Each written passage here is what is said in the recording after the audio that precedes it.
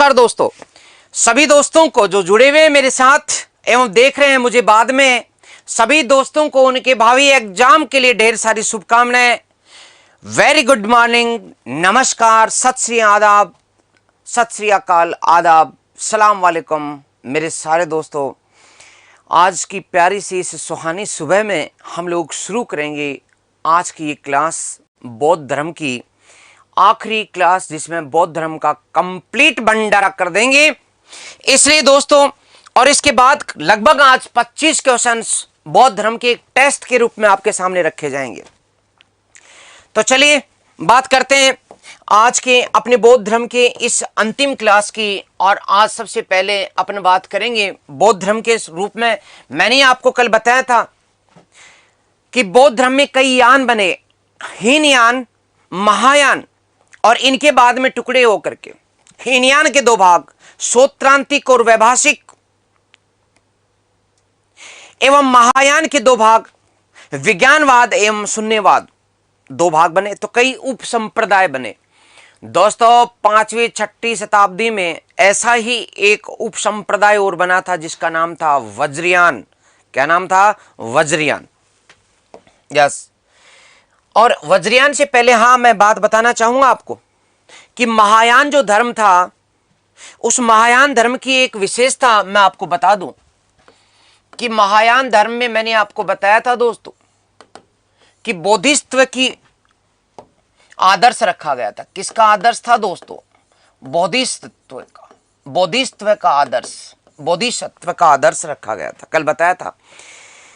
मुझे फटाफट मेरे दोस्त कमेंट्स करके बताएं कि हीनयान में किस प्रकार का आदर्श था, क्या वह आदर्श बोधिसत्व का था, हाँ या ना। और यदि कोई और आदर्श था तो वो कौन सा था, बताएं। बोधिसत्व की बात करें तो इनकी कुल संख्या कितनी है दोस्तों? 6, जिनमें से 5 का अवतार हो चुका है, 5 का अवतरण हो चुका है, प्लस जो एक है वो वेटिंग में है, मतलब कि होने वाला है, एक होने वाला, अवेटिंग, समझ रहे हैं ना आप? तो एक होने वाला है दोस्त, और 5 का हो चुका है, 5 बोधिसत्व। तो वे 5 बोधिसत्व कौन कौन से हैं उनके बारे में अपन बात करेंगे सबसे पहले। यस, मेरे साथ जुड़े हुए सभी दोस्तों को, श्रावस्ती से भी जुड़े हुए साथी, यस, ओके। नहीं, श्रावस्तीवाद नहीं है, अरहंत, शाबाश, वेरी गुड। ये कौन है? अखिलेश जी हैं, बिल्कुल। राजेंद्र जोड़ा, यस, शाबाश। पूजा खोड़, अरहंत का आदर्श, वेरी गुड, शाबाश, यही तो बात है। आचार्य CM डीगवाल साहब, आपको भी कोटि कोटि दंडवत प्रणाम करते हैं। आपका भी जो स्तर है ज्ञान का, आपकी जो लैंग्वेज मैंने देखी, एक मैसेज देखा था, गजब लैंग्वेज है।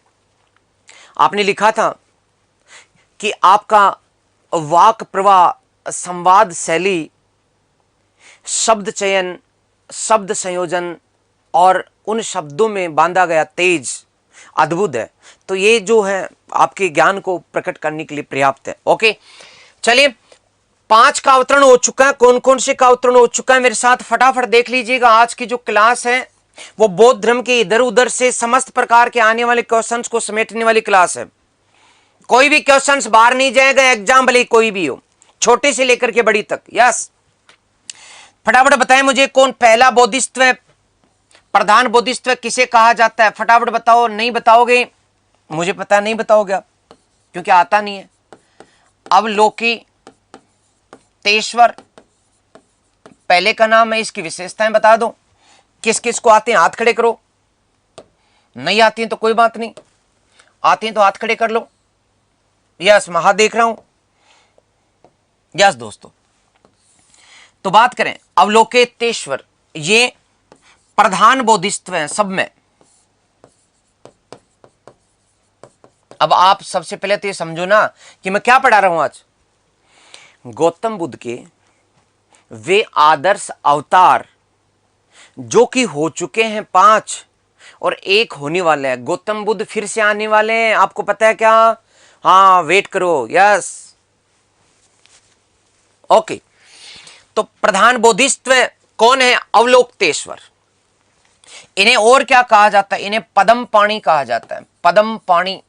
तो दोस्तों ये क्वेश्चन बहुत ज्यादा है, पद्म पाणी किसे कहा जाता है?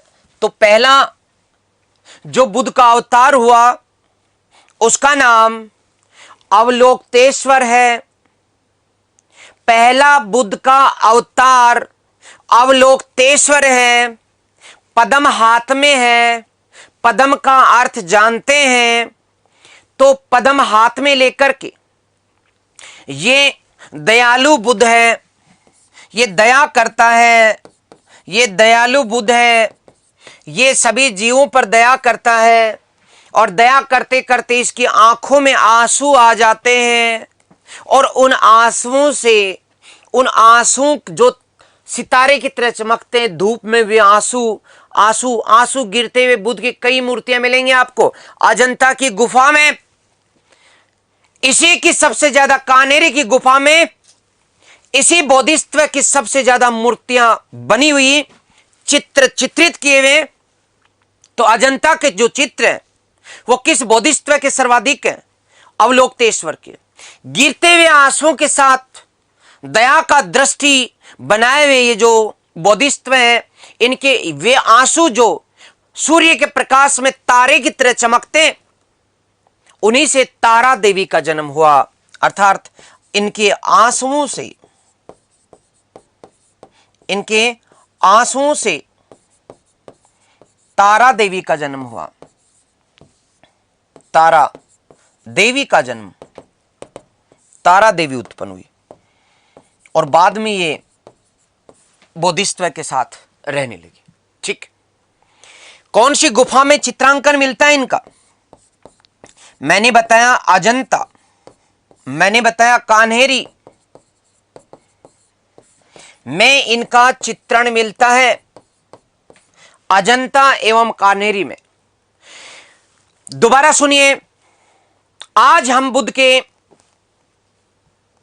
यस सीता झाझड़िया जी, मेरे गांव के पास से आपका जो प्रणाम है वो स्वीकार है। हाँ बिल्कुल ठीक है, हाँ बिल्कुल, गुड्डा गोड जी के पास ही गांव है, गुड़ा पोंक के नाम से पोंक, और वहीं से, यस वही मातृभूमि, वो पवित्र जन्म स्थली भारत भूमि की एक छोटा सा क्षेत्र। ओके दोस्तों, मैंने बताया अवलोकतेश्वर, यह अवलोकतेश्वर जो पद्म पाणी कहा जाता है, प्रधान बुद्ध का अवतार।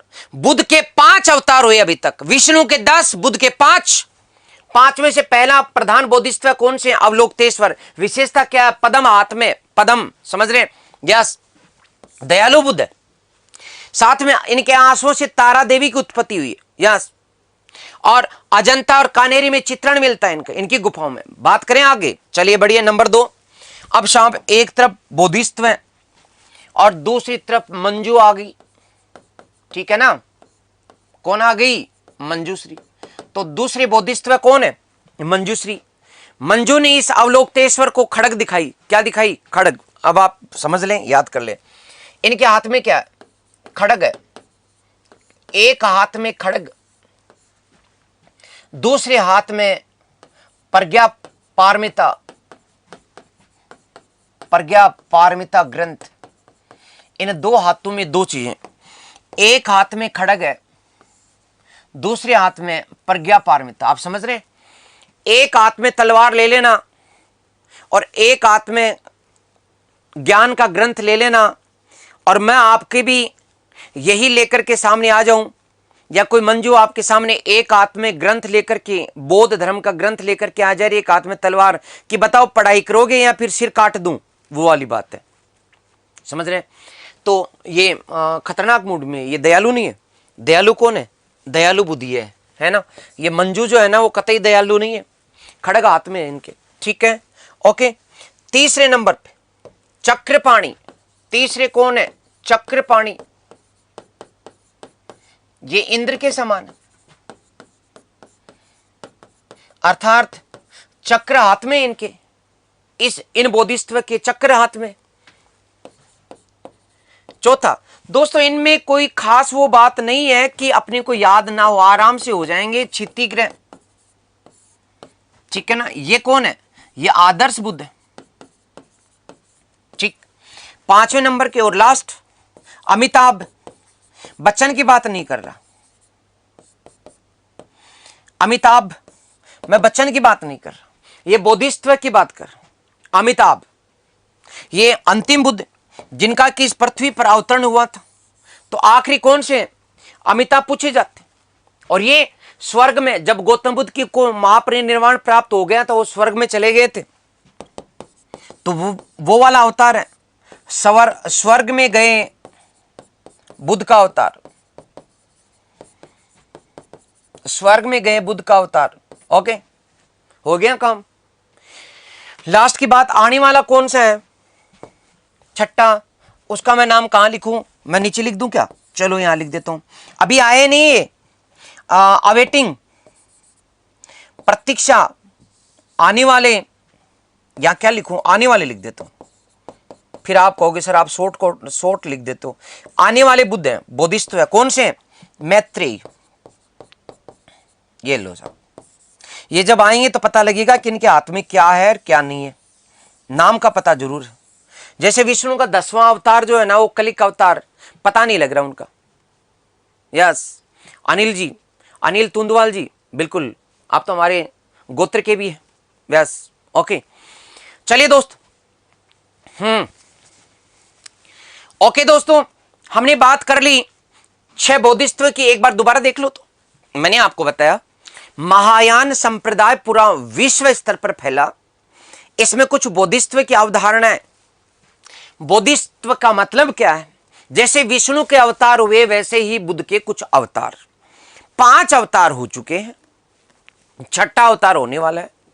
5 अवतारों में कौन कौन से, महत्वपूर्ण कौन से, महत्वपूर्ण अवलोकतेश्वर, जिसका अर्थ है पद्म पाणी, अर्थात इनके हाथों में क्या है, इनके हाथों में पद्म है, इसलिए इन्हें क्या कहा जाता है, इसलिए इन्हें पद्म पाणी कहा जाता है दोस्तों। ओके दोस्तों, तो पद्म पाणी जो है इसका अर्थ क्या, पद्म पाणी का मतलब क्या है, जिनके हाथ में क्या है, पद्म है। ओके, बुद्ध का पुनर्जन्म क्यों हुआ, मान लिया गया, किसने देखा हुआ, ठीक है, महायान बौद्ध धर्म में बाद में मूर्तियां बनाकर के पूजा की गई, ठीक है। ओके दोस्तों, चलिए, प्रधान बोधिसत्व कौन से, अवलोकतेश्वर। दयालु बुद्ध कौन से, अवलोकतेश्वर। आंसू से तारा की उत्पत्ति, अवलोकतेश्वर। अजंता और कानेरी में चित्रण किसका, अवलोकतेश्वर का। बात खत्म। यस, चलिए आगे बढ़िएगा। मैंने बताया दूसरे नंबर पे मंजू आ गई। मंजू ने क्या लाई थी, खड़ग लेकर के आई थी, और एक हाथ में किताब थी जिसका नाम था प्रज्ञा पारमिता की, या तो ज्ञान प्राप्त करो वरना खड़ग तैयार है। तीसरे नंबर पे चक्रपाणी, चक्र, जिनके हाथ में चक्र है, श्री कृष्ण की तरह, इंद्र भगवान की तरह, समझ रहे, चक्रपाणी, यस, इंद्र के समान। यस यस दोस्तों, ये इंद्र के समान है, ध्यान रखना। और मेरे से ये चक्र निकल गए, वज्रपाणी है दोस्तों, वज्रपाणी, वज्र, इंद्र के हाथ में वज्र था और वज्रपाणी, यस, वज्रपाणी, वज्रपाणी, तो इंद्र के समान, चक्रपाणी नहीं है, वज्रपाणी है, ये अंतर कर लेना। देखो तो बताओ, क्षितिग्रह ये आदर्श है। अमिताभ जो लास्ट है, ये स्वर्ग में गए हुए बुद्ध का अवतार है। स्वर्ग में जो गए थे बुद्ध, वापिस उनका जब अवतार हुआ तो किस रूप में, अमिताभ के रूप में। आने वाले छठे नंबर के मैत्रेय, ठीक, बात खत्म हो गई। क्वेश्चंस, यस, हाँ भाई 1 बजे है, ठीक, ओके, ऐप में, बिल्कुल बिल्कुल ठीक, ओके। हाँ, मैंने आपको बताया दोस्तों कि अब अपन कुछ बचे खुचे और भाग कर लेते हैं। महायान के बाद में एक और संप्रदाय का उदय हुआ जिसके बारे में क्वेश्चन आ जाता है, और उसका नाम है दोस्तों वज्रयान। वज्रयान, एक और संप्रदाय का उदय हुआ वज्रयान। ये हंसने वाला संप्रदाय, क्योंकि समय के साथ हर धर्म में एक बुराई उत्पन्न हो जाती है, और बौद्ध धर्म में भी एक बुराई उत्पन्न हुई। 5वीं 6वीं शताब्दी के अंदर विकसित हुआ, विशेष करके पालों के समय, पाल शासकों के समय अपने चरम पर पहुंचा। इस संप्रदाय में सबसे बड़ी बात, चलो मैं चर्चा कर ही लेता हूं साथ साथ। तो 5वीं 6वीं शताब्दी में, 5वीं या 6वीं शताब्दी में विकसित हुआ धीरे धीरे, और फिर ये पाल शासकों के समय शिखर पर पहुंचा।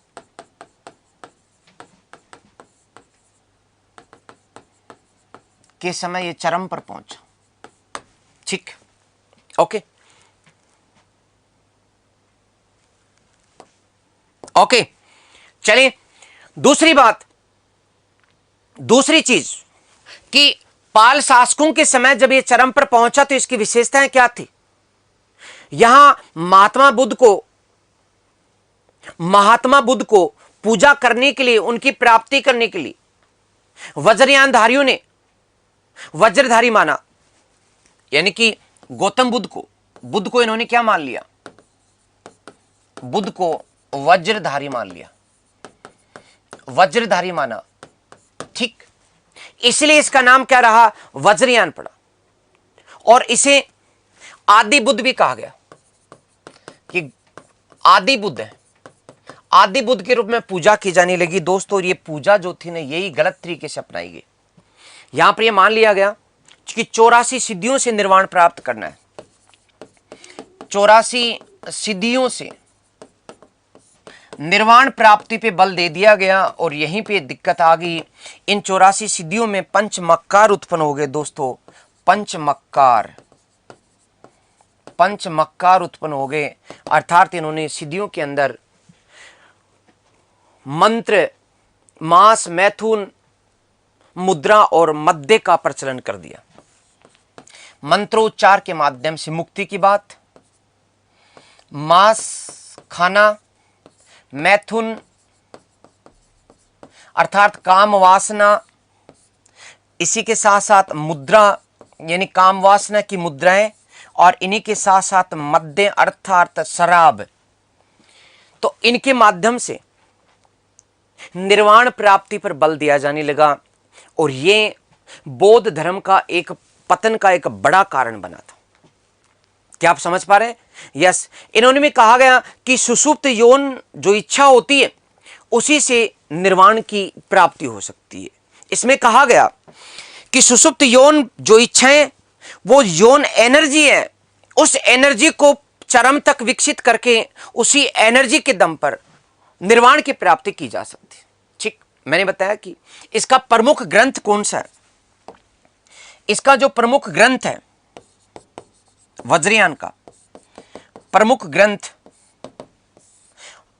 आर्य मंजूश्री मूल कल्प या मंजूश्री मूल कल्प, मंजूश्री मूल कल्प, ये इसका इस संप्रदाय का मूल ग्रंथ है, प्रमुख ग्रंथ है। कौन सा ग्रंथ है दोस्तों? मंजूश्री मूल कल्प। ओके, यस, सन्नु जैन का जो मैसेज है वो कुछ हमें सलाह देता है। वो कह रही है कि गुरु दक्षिणा समझ करके मित्रों को लाइक करना चाहिए, और शायद इतना तो आप में भी भाव है, इसलिए फटाफट ठोकिएगा लाइक के बटन को। ऐसा ना हो कि लाइक कम और देखने वाले लाइव ज्यादा हो। ये एक टीचर की बड़ी ख्वाहिश होती है कि ठीक है कि उसको सभी लोग शिद्दत के साथ, बड़े प्यार के साथ देखते हैं और पसंद करते हैं। हालांकि मुझे कोई फर्क नहीं पड़ता, लेकिन फिर भी जमाने को फर्क पड़ता है, मुझे फर्क नहीं पड़ता, दोस्तों को फर्क पड़ता है। यस, इसलिए फटाफट लाइक बटन को ठोक दीजिएगा। मैंने बताया कि वज्रयान जो कि 5वीं-6वीं शताब्दी में पाल शासकों के समय उदित हुआ, यह बुद्ध को वज्रधारी मानता है और आदि बुद्ध के रूप में इसकी पूजा करता है। आदि बुद्ध की पूजा करने का मतलब, आदि का मतलब आदि होता है अर्थात जन्म से संबंधित होता है, और उसकी प्राप्ति 84 सिद्धियों के माध्यम से की जाती है, अर्थात पंचमक्कारों पे बल दिया जाता है। पंचमक्कारों में 5 मैं है। मैं का मतलब मक्कार, मंत्र, मास, मैथुन, मुद्रा और मद्य, 5 में मैं है, इसलिए पंचमक्कार इनको कहा जाता है। ओके, यस, मैंने बताया कि प्रमुख ग्रंथ जो है वो मंजूश्री मूल कल्प है, ये याद रखना। ओके, ठीक है दोस्तों। हालांकि इसकी प्रतिक्रिया भी हुई, ऐसा नहीं है कि सारे लोग उस जमाने में इसी मत को पूजने और मानने लग गए थे, लेकिन हां, दुष्टों के लिए कोई भी बहाना चल जाता है अपनी वासनाओं को प्रकट करने का, यह अलग बात है। खैर, इसकी प्रतिक्रिया में सहजयान संप्रदाय का विकास हुआ, जो कि वज्रयान की प्रतिक्रिया में था, वज्रयान की विरोध में उत्पन्न हुआ। ये सहजयान कहां उत्पन्न हुआ? बंगाल में। ठीक है, और इसमें क्या किया गया कि पवित्रता पर बल दिया गया, पवित्रता और नैतिकता एवं नैतिकता पर बल दिया गया। तो ऐसा ना सोचें कि बंगाल के पाल शासकों के समय सब गड़बड़ी गड़बड़ था, ऐसा नहीं है। यस। और दोस्तों हाँ, शेयर भी कर दीजिएगा प्लीज दोस्तों को। और एक बात और, जो बहुत सारे स्टूडेंट्स मुझे मैसेज बाद में करते हैं, मैं कभी कभी अपने वीडियोस को जब देखता हूं उनके मैसेज कमेंट बॉक्स के, तो उनमें दिखता है कि वो कहते हैं साहब नोटिफिकेशन नहीं मिलता। अरे भाई, नोटिफिकेशन तब मिलेगा ना जब आपने बेल आइकॉन को दबाया हो, जब आपने उसको सब्सक्राइब किया हो। आपने सब्सक्राइब यदि नहीं करोगे तो कैसे पता लगेगा?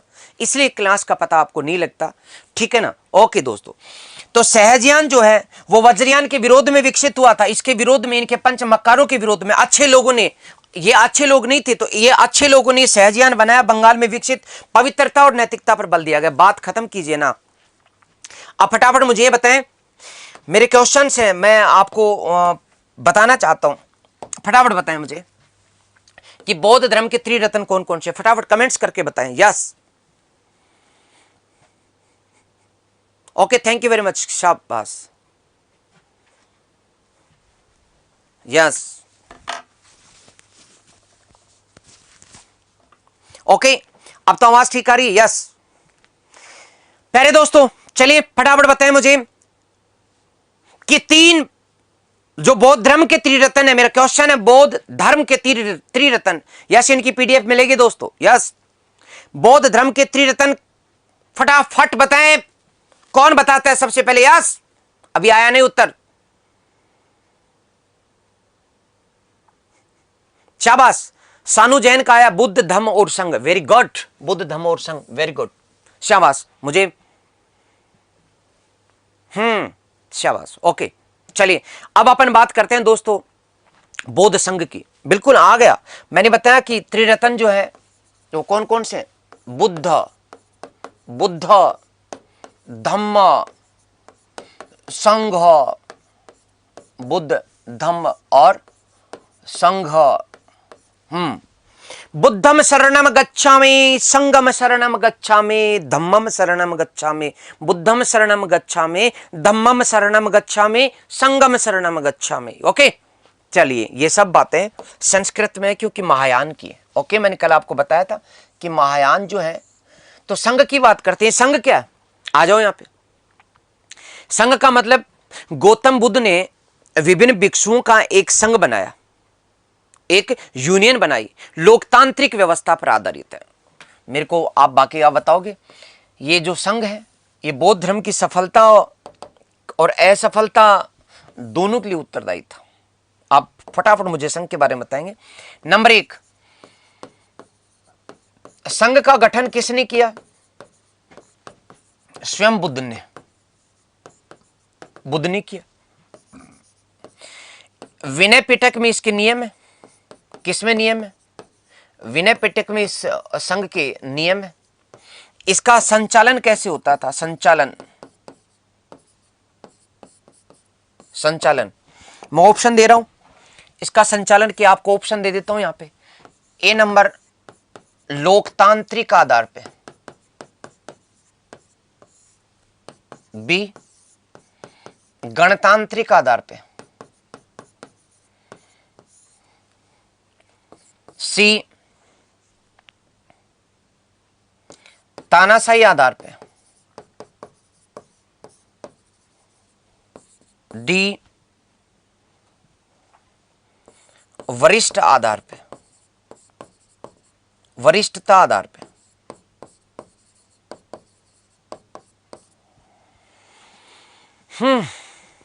अरे वाह, क्या बात है। देसी ने बताया है, वाह, ए उत्तर। यस यस यस यस, तो उत्तर लोकतांत्रिक। सभी दोस्तों का उत्तर इसका लोकतांत्रिक है। और ये क्या बात है, क्या कोई एक के बिना एक ने डी किया, 2 4 ने 5 ने डी कर दिया, एक ने भी कर दिया, तो सभी दोस्तों का अधिकतर का ए उत्तर आया है, जो कि सर्वथा गलत है। यही बात होती है। और इसका सही उत्तर दोस्तों बी है। आपके सी और आपके डी भी गलत है। इसका एकमात्र उत्तर जो है वो मात्र बी है।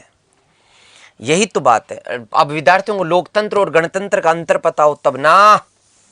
इसलिए तो मैंने कहा था कि पॉलिटी की क्लास देखना रहे, पूरी कहानी के साथ समझाया हुआ है मेरे प्यारे दोस्तों। यस, तो सुनिएगा। इनका संचालन गणतांत्रिक आधार पे किया गया था, नॉट लोकतांत्रिक, क्योंकि उस जमाने में लोकतंत्र नहीं था। गणतंत्र का अर्थ यह होता है कि विभिन्न जो लोग हैं, जो कि विद्वान लोग हैं, उन्हीं में से किसी एक को प्रधान बना दिया जाता था। लेकिन इसके लिए सारे बौद्ध भिक्षुओं से राय नहीं ली जाती थी। यदि सारे बौद्ध भिक्षुओं से राय ली जाएगी तो वो लोकतंत्र हो जाएगा। लेकिन पूरे भारत भर के फैले हुए बौद्ध भिक्षुओं से ना तो वोट डलवाए जाते थे, ना राय ली जाती थी।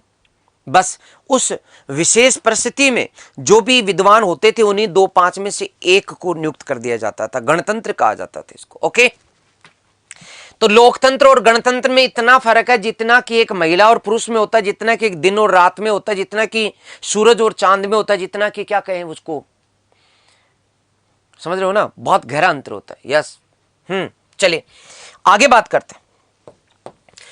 इसी संघ की बात करते हैं आगे दोस्तों। संघ में प्रवेश किस किस को दिया जाता था, किस किस को नहीं दिया जाता था? सभी को दिया जाता था, सभी को। अर्थात क्षुद्र को, महिलाओं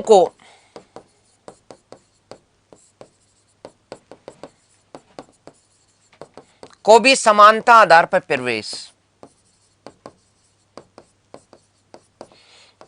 दिया जाता था। लेकिन किसको नहीं दिया जाता था? ध्यान रखेंगे, 5 को नहीं दिया जाता था। एक ऋणी या कर्जदार को नहीं दिया जाता था, दूसरा हत्यारा, तीसरा कोई दास किसी का है, चौथा चोर या डाकू, और 5वां बीमार और विशेष करके कुष्ठ रोगी। ठीक है। नंबर 1 किसी भी दास को नहीं दिया जाएगा। नंबर 2 किसी बीमार को नहीं दिया जाएगा। नंबर 3 किसी ऋणी को नहीं दिया जाएगा, कर्जदार को नहीं दिया जाएगा प्रवेश। चौथे नंबर पे मैंने बताया चोर या डाकू को नहीं दिया जाएगा। लेकिन एक अपवाद था, जिसने डाका छोड़ दिया, जैसे कि अंगुलीमाल, उसको दे दिया गया था। ठीक है, हाँ याद रखना। और साथ में कोई हत्यारा होता उसको भी नहीं दिया जाता। हत्यारा को नहीं, हत्यारे को भी प्रवेश नहीं। इन 5 आधार पे प्रवेश नहीं दिया जाता था, संघ में प्रवेश नहीं दिया जाता था। ठीक, तो ये भी लो, संघ की बात भी खत्म हो गई। मैंने कहा ना आज अपन छोटी छोटी चीजें करेंगे। और हाँ, कुछ बातें और नहीं, उत्तराधिकार की कोई व्यवस्था नहीं थी। ओके दोस्तों, चलिएगा आगे बढ़िएगा। दोस्तों कुछ शब्द हैं, फटाफट बताएं मुझे। प्रवर्ज्या क्या? प्रवर्ज्या क्या है? प्रवर्ज्या क्या है? ओके दोस्तों। दूसरा, उपसंपदा क्या? उपसंपदा क्या? ओके। इसी के साथ साथ पातिमोक्ष क्या है? पातिमोक्ष क्या है? और साथ ही उपोषित क्या है? कल उपोषित तो मैंने आपको कहानी भी सुनाई थी। उपोषित की मैंने कहानी सुनाई थी अशोक के समय कि उस विहार के अंदर उपोषित नहीं हुआ था। उसने अपने सेनापति को कहा, उसने गर्दन काट दी, बोले उपोषित नहीं कर रहे क्या? तो वहां तो आप समझ चुके थे प्रायश्चित की प्रक्रिया। तो ये मैंने आपको कल बताया भी था। एक एक करके एक एक करके समझे। प्रवर्ज्या का अर्थ है गृहस्थ जीवन का त्याग कर देना। जब आप गृहस्थ जीवन यानी कि सांसारिक जीवन को छोड़ देते हैं, उसका परित्याग कर देते हैं, का परित्याग कर देना, उसको त्याग देना। इसके लिए न्यूनतम आयु कितनी? 15 वर्ष। ओके, कम से कम आयु। ओके। उपसंपदा, बौद्ध संघ में प्रवेश लेना। बौद्ध संघों में प्रवेश लेना, प्रवेश प्रक्रिया। ओके, इसको क्या कहा जाता था? उपसंपदा। ठीक है, इस प्रक्रिया के लिए न्यूनतम जो आयु होती थी वो 20 वर्ष की होती थी। 20 वर्ष की आयु न्यूनतम चाहिए इसके लिए। ठीक, इसी तरह से पातिमोक्ष क्या है? पातिमोक्ष यानी कि विनय नियम भंग होने या कोई पाप हो जाने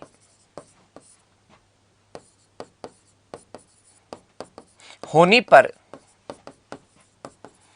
किया जाने वाला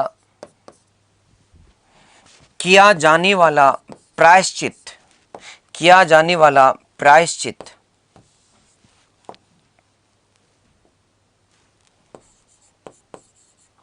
प्रायश्चित। ठीक, तो जो प्रायश्चित करते हैं उसे पातिमोक्ष की संज्ञा दी गई। आप समझिए इसको। माह में कितनी बार होता था? 2 बार। एक महीने में अधिकतम कितनी बार? 2 बार किया जा सकता था। 2 बार पर मंथ, एक महीने में 2 बार प्रति माह। और इसमें व्यक्ति को स्वीकार करना होता था कि हाँ, अनजाने में मुझसे ये गलती हुई है, इसका प्रायश्चित ही है। प्रायश्चित करने के लिए कितने भिक्षु जरूरी होते थे? 4 भिक्षु आवश्यक होते थे। 4 भिक्षु जरूरी होते थे दोस्तों। ठीक, इसे क्या कहा जाता था? मैंने बताया, इसे प्रायश्चित या पातिमोक्ष कहा जाता था। और पातिमोक्ष का जो विशेष दिन था, पातिमोक्ष का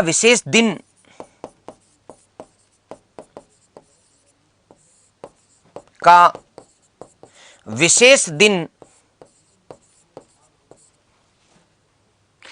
पढ़ी जाने वाली प्रक्रिया, पढ़ी जाने वाली प्रक्रिया। ठीक, इसे क्या कहा जाता? उपोषित। और कल मैंने आपको उपोषित के बारे में पूरी कहानी बताई थी अशोक के समय।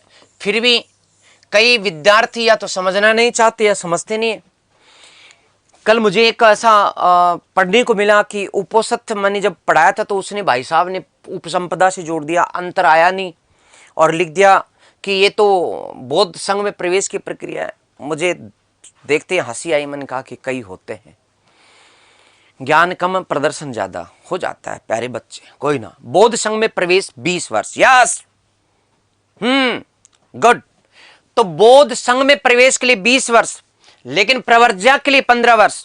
ध्यान रखें। यस, बात खत्म करें। मैंने आपको बताया, क्या बताया? प्रवर्ज्या का अर्थ है गृहस्थ जीवन का त्याग कर देना। कोई जरूरी नहीं कि 15 साल में आपका विवाह हो तो गृहस्थ का मतलब विवाहित जीवन त्याग होता है। माता पिता का, घर परिवार, संसार, रिश्तेदार, इस मोह माया, इस जाल का परित्याग करके निकल जाना बाहर, यह प्रवर्ज्या कहलाती है। 15 वर्ष की उम्र में कर सकते हैं। इसके बाद की बात, उपसंपदा क्या है? बौद्ध संघ में प्रवेश पाने की एक निश्चित प्रक्रिया उपसंपदा कही जाती है। इसके बाद यदि किसी बौद्ध भिक्षु से या किसी भी उपासक से, ध्यान देंगे, यहां पर मैं कुछ बातें आपको मौखिक बता रहा हूं। बौद्ध धर्म में भिक्षु और भिक्षुणियों पर आधारित था, लेकिन इसका अर्थ यह नहीं है कि गृहस्थों को उसका ज्ञान नहीं था। गृहस्थ जीवन में रहते हुए भी लोगों ने बौद्ध धर्म का पालन किया। उन गृहस्थों को क्या कहा जाता था? उपासक और उपासिका। ध्यान देंगे, गृहस्थ कोई पुरुष अपने परिवार के साथ बौद्ध धर्म को मानता है तो उसका नाम था उपासक। और यदि कोई गृहिणी घर में रहकर के पति और बच्चों के साथ बौद्ध धर्म का अनुपालन करे तो उसका नाम होगा उपासिका। यदि कोई उपासक अपने घर को छोड़कर के संघ में प्रवेश लेना चाहता है भिक्षु बनने के लिए, तो वहां पर उपसंपदा होगी। बातों को समझने की कोशिश करो, पहले समझा करो इसको। मैंने क्या कहा कि गृहस्थ लोग जो बौद्ध धर्म को मानते हैं उनको उपासक, और जो महिला मानती है उसे उपासिका कहा जाता है। पहले तो वो मानते रहे, लेकिन बाद में मूड हुआ कि हम लोग तो जो है बौद्ध संघ में प्रवेश करेंगे, और संघ में प्रवेश करने के लिए इनको संघ में प्रवेश करना है। संघ में प्रवेश के लिए, संघ में प्रवेश करना है तो संघ में प्रवेश करने के लिए इनको कौन सी प्रक्रिया से गुजरना पड़ेगा? उपसंपदा। किसे गुजरना पड़ेगा? उपसंपदा से, और जैसे ही इनका इस संघ में प्रवेश हुआ तो इनका नाम क्या हो गया, भिक्षु और भिक्षुणी। तो भिक्षु और भिक्षुणी संघ के हैं। यदि वो गृहस्थ जीवन में तो उनका नाम उपासक और उपासिका है। इसलिए उपासक और उपासिका को संघ में प्रवेश करने से पहले उपसंपदा नामक एक प्रक्रिया से गुजरना होता था। बात खत्म। यस। चलिएगा प्यारे दोस्तों, आगे बढ़िएगा। अब अपन कुछ एक और बात कर लेते हैं। बौद्ध धर्म के कुछ विद्वानों की बात कर लेते हैं। बौद्ध धर्म के कुछ विद्वान, यस, महत्वपूर्ण विद्वान है बौद्ध धर्म के। देखे कौन किसके बारे में कितना जानता है, मैं फटाफट पूछूंगा, आप तो इनके बारे में बताते जाइएगा। बौद्ध धर्म के विद्वानों में सबसे पहले महत्वपूर्ण है, मैं कुछ क्वेश्चंस पूछना चाहता हूं, आप इसी से अर्थ लगा लोगे।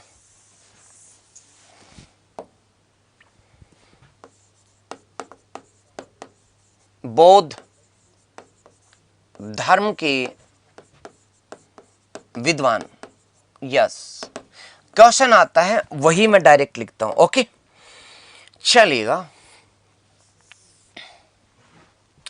ये लो साहब, मैंने शुरू किया। भारत के आइंस्टीन किनको कहा जाता है? भारत का आइंस्टीन, आइंस्टीन, ओके, भारत का आइंस्टीन किनको कहा जाता है, फटाफट बताएं। या फिर बौद्धों का सेंट पॉल किनको कहा जाता है? बौद्ध धर्म का,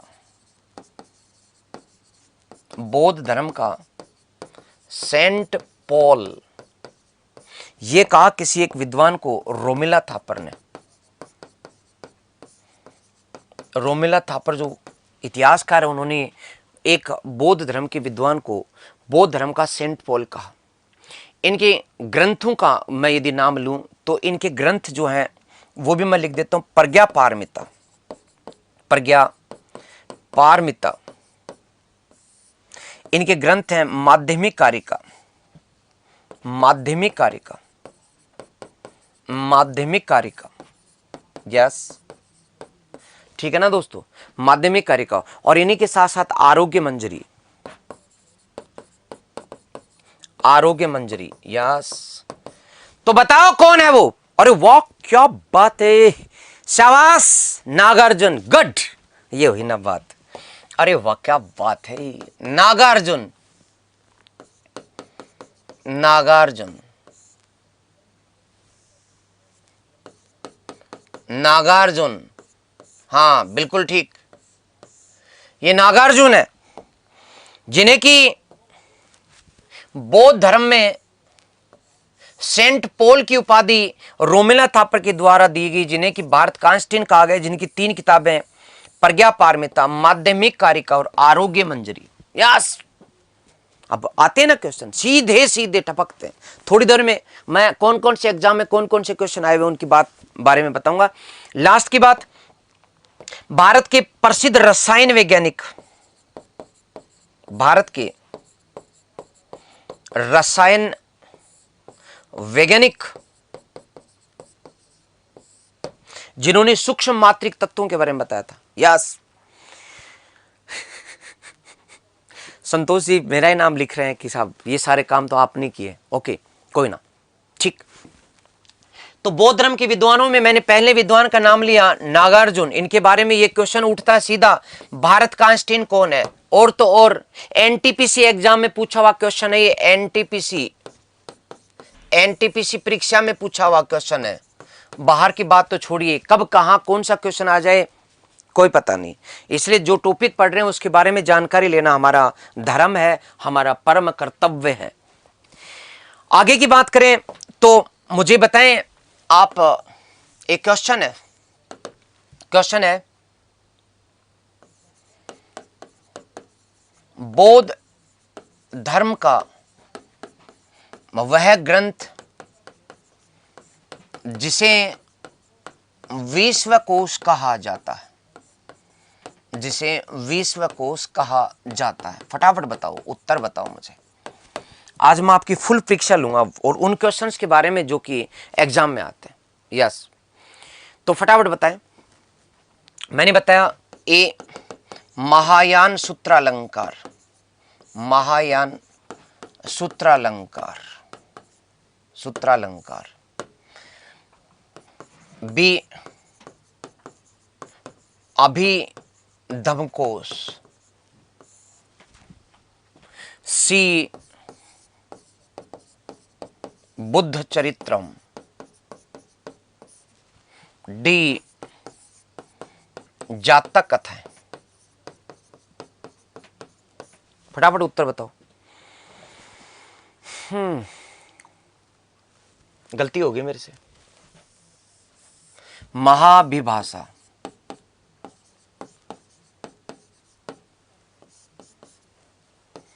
महाभिभाषा शास्त्र। अब बता दो। हाँ, ये तो मैंने कल बता दिया था दोस्तों आपको कि इन्होंने शून्यवाद या सापेक्षतावाद का सिद्धांत दिया था। शून्यवादी संप्रदाय चलाया इन्होंने। ओके, चलिए फटाफट उत्तर बताएं मुझे। तो सब दोस्तों ने वाह डी भी कर दिया, गुड, बी भी कर दिया, गुड, ए भी कर दिया, वेरी गुड, और सी तो बहुत सारे ने किया और लिख भी दिया महाभिभाषा। क्या बात है सुनील जी, क्या बात है। पिंक जाट, पिंकू जाट, ओके। छाया सिंह भी महाभिभाषा। इसका उत्तर महाभिभाषा शास्त्र है। रोशन अली ने तो घोषणा कर दी कि इसका उत्तर महाभिभाषा शास्त्र है। और मैंने बताया ना कि सारे आपके तुक्का प्रणाली जो है मेरे साथ काम नहीं करती, वहां पर वो यथार्थ काम करता है जो परीक्षा में आता है। ठीक है ना दोस्तों। तो बात कीजिएगा आप, यहां सही उत्तर जो है वो क्या है। सही उत्तर इसका ना तो ए है, ना ही सी है, ना ही डी है, बल्कि इसका सही उत्तर तो बी है। सबसे ज्यादा आने वाला क्वेश्चन, सबसे ज्यादा बार यही क्वेश्चन आया। बौद्ध धर्म का वह ग्रंथ जिसको विश्वकोश, एनसाइक्लोपीडिया कहा जाता है, नहीं आ रहा आपको। दुख की बात यह है, तो क्या करें बताओ। इसलिए पढ़ना पड़ेगा ना दोस्तों। मैं आपको एक एक करके वे सब महत्वपूर्ण क्वेश्चंस बता रहा हूं। मैं नहीं पढ़ा रहा आज आपको, मैं आपको आज सिर्फ ऑब्जेक्टिव क्वेश्चन ही सोल्व करवा रहा हूं, ध्यान देंगे। यस, इसलिए नागार्जुन के बाद दूसरे नंबर के विद्वान हम ले लेते हैं। इनका नाम है असंग प्लस वस्तुबंधु, वस्तुबंधु। ओके दोस्तों, अब यहां हम बात करें, यहां हम बात करें दोस्तों, ये दो भाई हैं, ये दो विद्वान भाई हैं, सगे भाई हैं, असंग और वस्तुबंधु। विद्वान भाई, सगे भाई, इनके बारे में पढ़िए आप, थोड़ा सा जानिए इनके बारे में। इन्होंने बहुत बड़ा योगदान दिया। असंग जिसका कि ग्रंथ महायान सूत्रालंकार है। कौन सा ग्रंथ है दोस्तों? महायान सूत्रालंकार, महायान सूत्रालंकार। आप इनको जाकर के गुप्त काल में रटते हैं। क्यों भाई? आपको इनको जाकर के गुप्तोत्तर काल में रटते हैं, लेखक और उनकी रचनाएं, और फिर परीक्षा में पूछी जाती है, तब वो आपको आते आते एक दूसरे की रचनाएं एक दूसरे में घुस जाती हैं। क्यों? इनको वहीं उस टॉपिक से रिलेटेड करके एक साथ कंबाइंड अध्ययन क्यों नहीं करते? समग्र अध्ययन क्यों नहीं कर पाते? नहीं कर पाते। वस्तुबंधु, इन्होंने वो ग्रंथ लिखा था जिसका क्या नाम था? अभिधमकोश, अभिधमकोश। ओके, अभिधमकोश ग्रंथ लिखा, अभिधमकोश। इसे विश्वकोश कहा जाता है। इसे क्या कहा जाता है? विश्वकोश, विश्वकोश कहा जाता है। ठीक है, इसे क्या कहा जाता है दोस्तों? विश्वकोश कहा जाता है। ओके, एक चीज और ध्यान दीजिएगा, जिस विज्ञानवाद की नींव मैत्रेयनाथ ने रखी थी, उसी की नींव को आगे बढ़ाने वाले ये दोनों भाई थे, ये विद्वान भाई, जो विज्ञानवाद के कट्टर समर्थक थे, जो विज्ञानवाद के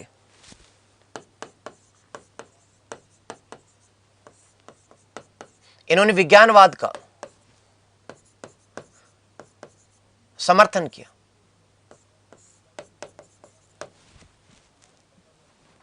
ठीक, तो मेरे प्यारे दोस्तों, आप समझेंगे इस चीज को कि असंग और वस्तु बंधु का क्या क्या योगदान था।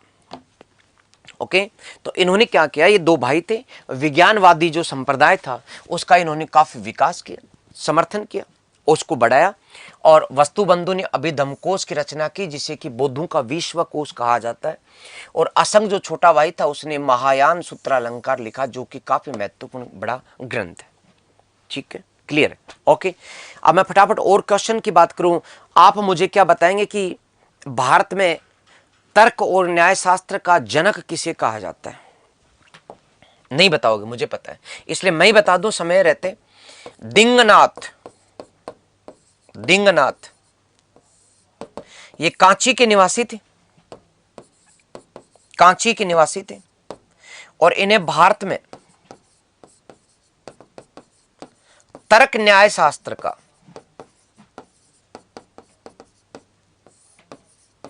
जनक कहा जाता है। कितनी बड़े तर्क शास्त्री थे, आप समझ सकते हैं।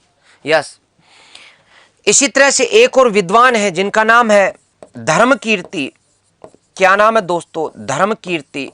इन्हें भारत का कांट कहा जाता है। ये न्याय शास्त्री, प्रमाण शास्त्री, इन्हें भारत का कांट कहा जाता है। कांट, जैसे यूरोप में कांट था उसे भारत का कांट कहा जाता है, जैसे कि समुद्रगुप्त को भारत का नेपोलियन कहा जाता है, उसी तरह से धर्मकीर्ति को भारत का कांट कहा जाता है। आप याद कर लें इन चीजों को, सीधी सी बात। क्यों? क्योंकि न्याय और प्रमाण शास्त्र के ये रचयिता है। तो न्याय प्रमाण के, न्याय प्रमाण शास्त्र के विद्वान है कि न्याय होने के लिए जो प्रमाण दिए जाते हैं वो प्रमाणों का प्रकाशन किस प्रकार से हो।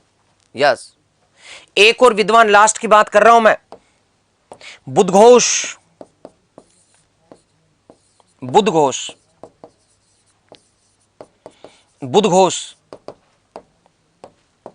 बुद्धघोष एक बड़े विद्वान, या यूं कहूं कि बौद्ध धर्म के महायान संप्रदाय के अंतिम विद्वान बुद्धघोष। इनका ग्रंथ था सुमंगल विलासनी और विशुद्धि भग। दो ग्रंथ हैं, सुमंगल विलासनी, सुमंगल विलासनी एवं विशुद्धि भग।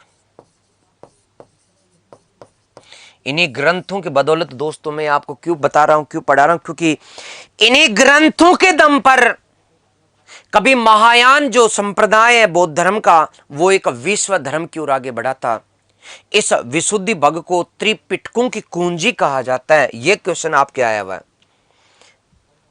ये विशुद्धि भग, इन्हें त्रिपिटकों की कुंजी कहा जाता है। त्रिपिटकों की कुंजी किसे कहा जाता है? त्रिपिटकों की कुंजी विशुद्धि भग को कहा जाता है। इसमें जिस प्रकार से गौतम बुद्ध के प्रवचनों के साथ नियमों के संधारण करते हुए दार्शनिक बातें कही गई है, वो संक्षेप में, सरलतम तरीके से और सहज भाषा में एक उपासक के लिए पूर्ण होती है। इसलिए इसे त्रिपिटकों के, तीनों पिटकों की कुंजी कहा जाता है। तीनों पिटकों का सार जो है वो विशुद्धि भग में, जिसके लेखक कौन है? बुद्धघोष। दोबारा सुनिएगा, मैंने आपको अभी तो जो बताया उसकी बातें। बौद्ध धर्म के विद्वान में सबसे पहले नागार्जुन है। नागार्जुन को भारत का आइंस्टीन कहा जाता है, तथा ये भारत के आइंस्टीन जो हैं, इन्होंने बौद्ध धर्म को सेंट पॉल की तरह चर्चित किया, प्रसिद्ध किया, विकसित किया। इसलिए रोमिला थापर ने जैसे ईसाई धर्म का प्रचार प्रसार करने और उसके दार्शनिक स्वरूप को विकसित करने में सेंट पॉल का जो योगदान है, वैसे बौद्ध धर्म को वैश्विक धर्म बनाने के पीछे इन नागार्जुन का योगदान था। रोमिला थापर ने इनको बौद्ध धर्म का सेंट पॉल का, हालांकि सेंट पॉल बहुत बाद में हुए थे।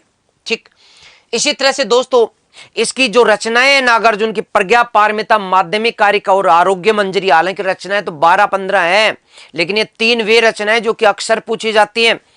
फिर मैंने बताया कि भारत के रसायन वैज्ञानिक, इन्होंने सूक्ष्म मात्रिक तत्व यानी कि शरीर में विभिन्न रसायनों की चिकित्सा के बारे में विवरण मिलता है। एक विवरण में मैं आपको बताना चाहता हूं कि एक बार एक राजकुमारी बीमार होती है बौद्ध धर्म का राजा था, राजकुमारी भी बौद्ध धर्म की प्रवर्जा ग्रहण कर लेती है, क्योंकि नागार्जुन की यही शर्त होती है कि यदि आप बौद्ध धर्म में दीक्षित हो जाएं तो मैं आपके रोगों का इलाज कर सकता हूं। नागार्जुन को बुलाया गया, राजकुमारी को बहुत बड़ा रोग था, और इसके बाद में नागार्जुन वहां जाते हैं और इसके बाद में एक चिकित्सा करते हैं, उसी का उल्लेख मिलता है। और उन्होंने क्या किया कि सोने के तार मंगवाए और उन्हें घिस घिस करके थोड़ी मात्रा में सोना, फिर थोड़ी मात्रा में चांदी घिस घिस करके पत्थर पर, थोड़ी मात्रा में तांबा, थोड़ी मात्रा में लोह है, थोड़ी मात्रा में अन्य जो धातु थी, जितनी भी धातुएं होती थी, सारी धातुओं को पत्थर पर घिस घिस करके जब उनका एकदम बुरादा बन गया, उसको इन्होंने एक पात्र में रखवाया और उस पात्र में उन्होंने जो नींबू होते थे उनको निचोड़ करके फिर उस पर ढक्कन लगाया और फिर कहा कि इसको जो पशुओं का जो गोबर होता है उस गोबर के जो बड़ा ढेर होता है उसके अंदर बीच में दबा दें 1 महीने के लिए। वहां दबाया गया और इसके बाद में सूक्ष्म मात्रिक तत्वों का बढ़िया विलयन हो गया। इसके बाद में उस राजकुमारी को प्रतिदिन एक चम्मच की मात्रा से शाम को दिया गया। अच्छे खान पान और हरी सब्जियों के साथ देने के कारण राजकुमारी के शरीर में जितने भी प्रकार के रोग दोष पित्त वात कफ थे वो सब के सब दूर हो गए और अगले 2 महीने के बाद राजकुमारी एकदम प्रसन्न चित्त होकर के आरोग्य हो गई। तो इस प्रकार से सूक्ष्म मात्रिक तत्वों के द्वारा इलाज किए जाने का भारत में प्रथम प्रमाण जो मिलता है वो नागार्जुन के साथ मिलता है। मैं बहुत ज्यादा नहीं बताऊंगा। शून्यवाद संप्रदाय भी इन्होंने चलाया। फिर मैं आगे आपको बता रहा हूं कि असंग और वस्तुबंधु जो कि 2 विद्वान थे, असंग जो विद्वान थे उन्होंने महायान सूत्रालंकार ग्रंथ लिखा और वस्तुबंधु ने अभिधम कोश लिखा। ये 2 विद्वान भाई थे, विज्ञानवादी मत का इन्होंने विकास किया था। अभिधम कोश को भारत में बौद्धों का विश्वकोश कहा जाता है। फिर मैंने दिंगनाथ के बारे में बताया कि भारत का प्रथम तर्कशास्त्री या तर्क न्यायशास्त्री, भारत में तर्क और न्यायशास्त्र का जनक कौन है, ये दिंगनाथ हैं। धर्म कीर्ति की बात करें तो इन्हें भारत का कांट कहते हैं और ये न्याय प्रमाण शास्त्र के जनक है। साथ ही बुद्ध घोष जो कि भारत के बड़े विद्वान, इन्होंने 2 ग्रंथ लिखे थे, सुमंगल विलासनी और विशुद्धि भग। विशुद्धि भग को त्रिपिटकों की कुंजी कहा जाता है। इसी के साथ अपना जो टॉपिक था वह टॉपिक समाप्त होता है। आगे बात करते हैं वे कारण कौन कौन से। पहले क्वेश्चन करें। यस, क्वेश्चन करते हैं। चलिए दोस्तों क्वेश्चन कर लेते हैं।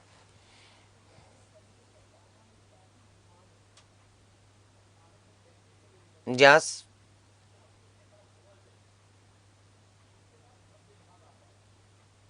ये लो पहला क्वेश्चन लीजिए आज का।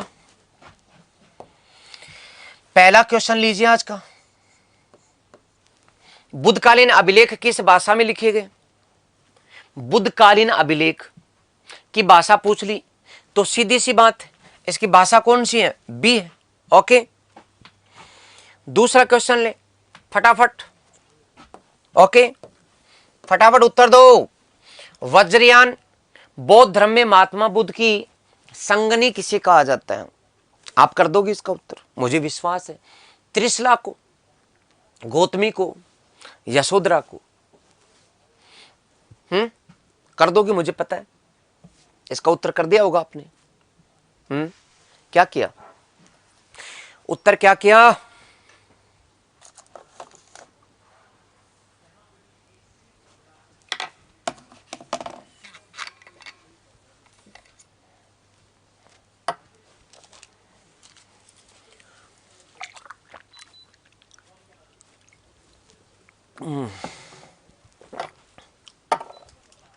देखते हैं दोस्तों किसमें कितना दम है। और यही तो बात है जो कुछ खास बनाती है आप सबको। यस, तो मेरे बहुत सारे साथियों ने उत्तर इसका कर दिया यशोधरा। अरे गौतमी तो मत करो, कम से कम शर्म आनी चाहिए। गौतमी तो इनकी माता थी, गौतम बुद्ध की माता की माता या मौसी। नहीं समझे तो कम से कम ये तो मत करो। और त्रिशला का यहां से संबंध था क्या, ये तो महावीर स्वामी से संबंधित थी। तो इनको क्यों कर देते हो आप लोग, महावीर स्वामी से संबंधित थी। ठीक है ना। तो सभी दोस्तों ने गौतमी, अरे गौतमी क्यों कर रहे हो अस्सी, वज्रयान बौद्ध धर्म में महात्मा बुद्ध की संगनी किसे कहा जाता? संगनी का अर्थ नहीं आता क्या? टेक्निकल टीम मैसेज दिखाए, अभी मैसेज नहीं दिख रहे। Yes yes. तो दोस्तों इसमें यशोधरा आ रहा है, तो यशोधरा आ रहा है, क्या ठीक है यशोधरा? मैंने बताया कि ए गलत है, मैंने बताया कि गौतमी गलत है, तो आप सबने जो उत्तर किया है डी वो दोस्तों गलत है। कुछ दोस्तों ने ठीक किया है, शाबाश, अरे वाह। इसका उत्तर है तारा। आप कहोगे गुरुजी ये क्या बात हुई, आपने शुरू में तो हमें ये बताया था और आप चेंज कर दिया। अरे तो बावड़े बच्चों हैं, समझ में नहीं आता कि पूछ क्या रहा है, हम कहां जा रहे हैं।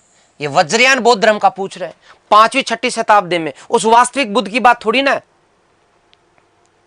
अरे वज्रयान नहीं पूछ रहा क्या है, तो वज्रयान जो पूछ रहा है, वज्रयान के अंदर आपको मैंने बताया नहीं था क्या, ये वज्रयान में जीवन संगनी चाहिए, तभी तो ये मंत्र मास मैथुन और मुद्रा का प्रयोग होगा, मद का प्रयोग होगा। और इसके लिए चूंकि तारा को अपनाया गया, और जिसके लिए मैंने बात की थी तारा, ये लो साहब कहां गई तारा, अरे तारा किधर गई, ये लो तारा, ये लो, ये तारा देवी उत्पन्न हो गई, और जिसके लिए मैंने बताया था कि इसके साथ साथ रही है। तो मेरे प्यारे बच्चों, आपको मैं गलती करा रहा हूं, इसका मतलब आपकी बेइज्जती करना नहीं है मेरे दोस्तों। मैं आपको उस दुर्घटना से बचाना चाहता हूं जो आपसे एग्जाम में हो जाएगी। मेरे सामने होगी कोई बात नहीं, मेरे शब्द जो है वे शब्द हो सकता है कभी कभी किसी विद्यार्थी को असहज लगे, लेकिन इन शब्दों में प्यार की एक बहुत गहरी गंगा प्रवाहित है, जो आप सबके सने से, मेरे सने से लबरेज है। तो ध्यान दें। तो तारा सिंह नहीं रहे, ये तारा खाना बना रही है, मजे ले रहे हो, ठीक, हाँ शाबाश, ओके तारा, ओके। चलिए दोस्तों अगली बात करते हैं, फटाफट बताओ मुझे। Question number 3, question number 3, question number 3, 4 बौद्ध संगतियों का सही कालक्रम।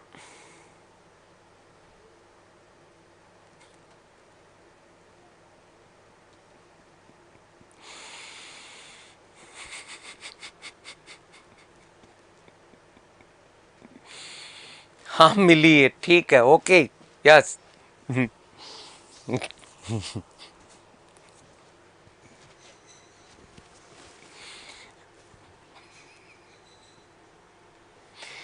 तो इसका सही उत्तर बताएं। बहुत सारे दोस्तों ने इसका बी बताया, कुछ ने सी बताया है और कुछ ने डी भी बता दिया। क्या मजे ले रहे हो तुम, तीसरे का बोल करके नहीं बता सकते क्या?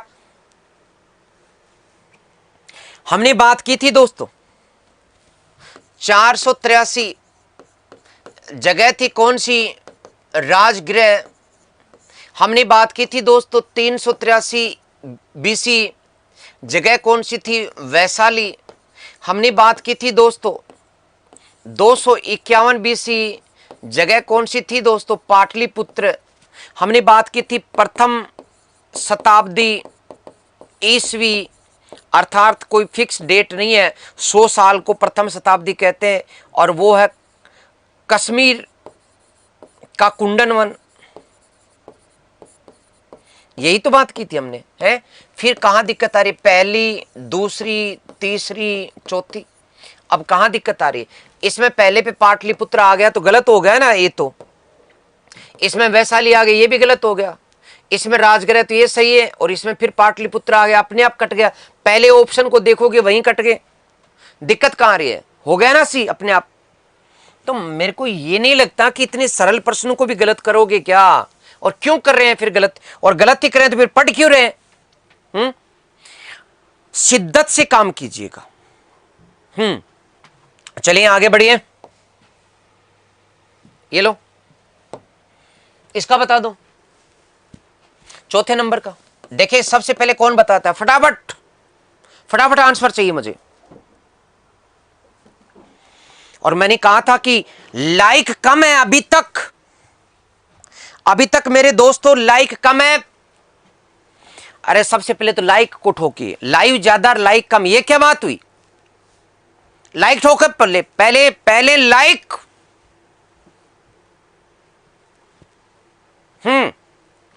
चलिए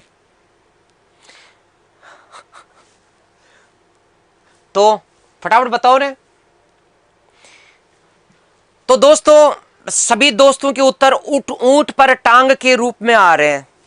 4 में सी आ रहे हैं, कुछ दोस्तों के 4 में डी भी आ रहे हैं। तुम मरोगे भाई। ये चतुर्थ कैसे आएगा आप बताओ? सप्तपर्णी जो गुफा थी उसके अंदर जो है प्रथम रहेगी, आपने सी बता रहे, तो इसमें प्रथम जो संगति थी वो सप्तपर्णी गुफा राजगृह की, मैंने बताया था कौन सी पहाड़ी थी, ठीक। तो द्वितीय नहीं प्रथम है, मैं नाम बोल दूंगा, राजेंद्र प्रसाद खारड़िया जी बता रहे हैं कि द्वितीय बोध संगति, द्वितीय नहीं प्रथम बोध संगति। दोबारा पढ़ लो, दोबारा देखो, है ना। और ये टेकम महावर जो कह रहे हैं कि वो सी बता रहे हैं, सी क्यों होगा चतुर्थ? चौथी बोध संगति सप्तपर्णी गुफा में हुई थी क्या? अरे नोट्स खोल लो एक बार आप, है ना, आपके पास में प्रथम बोध संगति को देखो, राजगृह की सप्तपर्णी गुफा में लिखा हुआ है। क्या करते हो ऐसे?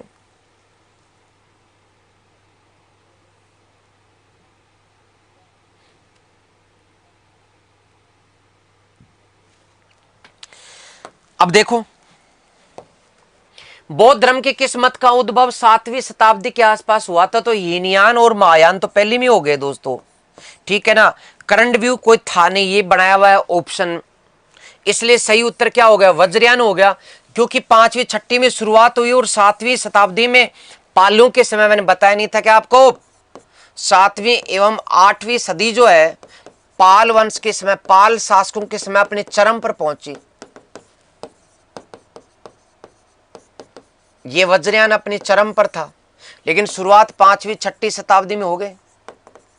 तो शुरुआत पूछ रहे तो कब करना? 5वीं 6वीं शताब्दी, लेकिन चरम पर कब पहुंचा? 7वीं 8वीं शताब्दी। कहां दिक्कत आ रही बताओ भाई? पता नहीं क्यों गलतियां कर रहे हैं।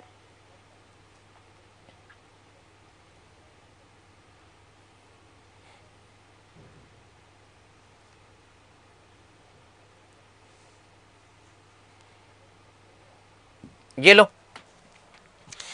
पांचवा क्वेश्चन, पांचवा क्वेश्चन, विभिन्न लक्षण और बोधित्व के सही युग्म है। ये आए हुए एग्जाम में क्वेश्चन है दोस्तों, और ये जो क्वेश्चन है ये वाला आपके, ये जो क्वेश्चन है ये एसएससी के अंदर आया हुआ है, एसएससी सीजीएल जो एग्जाम है उसमें पूछा हुआ क्वेश्चन है। विभिन्न लक्षणों और बोधित्वों के सही युग्म है, तो बताओ। ओके, वज्रधारी, वज्रपाणी, पद्मधारी, अवलोकतेश्वर, खड़गधारी, मंजूश्री। अब इसमें उत्तर में नहीं है शब्द दोस्तों, ये एक्चुअली सारे सही युग में आ चुके हैं, इसका मतलब ये जो है सारे सही सुमेलित हैं। हालांकि इसका अवतरण नहीं हुआ, इसका अवतरण नहीं हुआ, अवतरण नहीं हुआ, ठीक, इसका अवतरण नहीं हुआ। बाकी सारे जब होगा तब कलशधारी होगी ये मैत्रेयी जो है, तो ये जो है इसमें सारे ही सही सुमेलित हैं, ये जो है सारे ही सही सुमेलित हैं। ओके, आगे बढ़िएगा। एक ये लो, छठा क्वेश्चन, कथन बुद्ध के पुनर्जन्म के सिद्धांत में विश्वास नहीं करता। कथन है, एक कथन है दोस्तों, ये कथन है, बुद्ध पुनर्जन्म के सिद्धांत में विश्वास नहीं करते थे। इसका कारण ये है, बुद्ध ने नित्य आत्मा में अस्तित्व संबंधी विचार को अस्वीकार कर दिया था।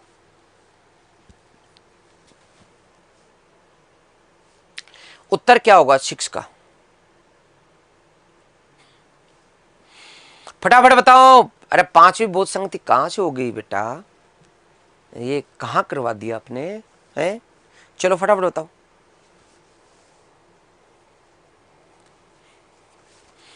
हर्षवर्धन वाले को 5वीं बोध संगति कहने की भूल मत करना, इन गाइडों की तरह मत चलना आप बिल्कुल भी। यस, अच्छा 5वीं बोध संगति 26 सितंबर को होगी। हाँ बिल्कुल ठीक है, बिल्कुल ठीक है। यस, वो कई छोटी मोटी छुटर पुटर गाइड से पढ़ लेते हैं, वहां पर वो अपनी गाइड को खास दिखाने के लिए इस तरह की चीजें लिख देते हैं। तो क्वेश्चन नंबर ये 7वां है क्या? छठा है ना? छठा है, यस। क्या मैंने 2 लिख दिए 6?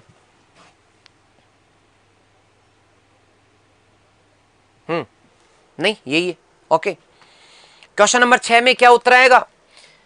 बुद्ध पुनर्जन्म के सिद्धांत में विश्वास नहीं करते थे और बुद्ध ने नित्य आत्मा और अस्तित्व संबंधी विचार को अस्वीकार कर दिया था। तो भैया कारण तो सही है, कारण सही है, कारण सही है, कारण गलत है, कारण गलत है, तो ये 2 तो हो गए गलत।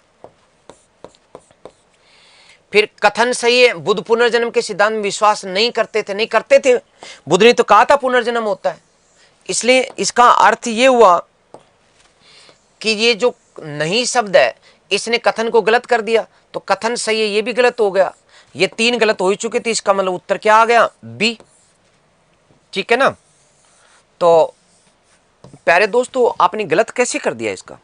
अरे डी क्यों लगा रहे हो? क्यों?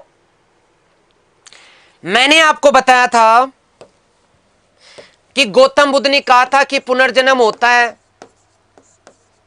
गौतम बुद्ध ने पुनर्जन्म के लिए कहा था कि पंच स्कंद का होता है।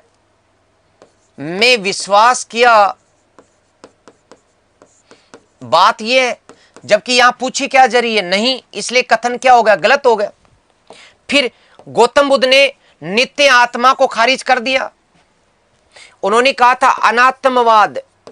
अनात्मवाद मेरा पढ़ाया हुआ है, जब तो ध्यान से पढ़ते नहीं हो, नहीं समझे क्या? अरे कल वाली किताब में कल जो पढ़ाया था उसको खोल के देखो, अनात्मवाद मैंने पढ़ा रखा है।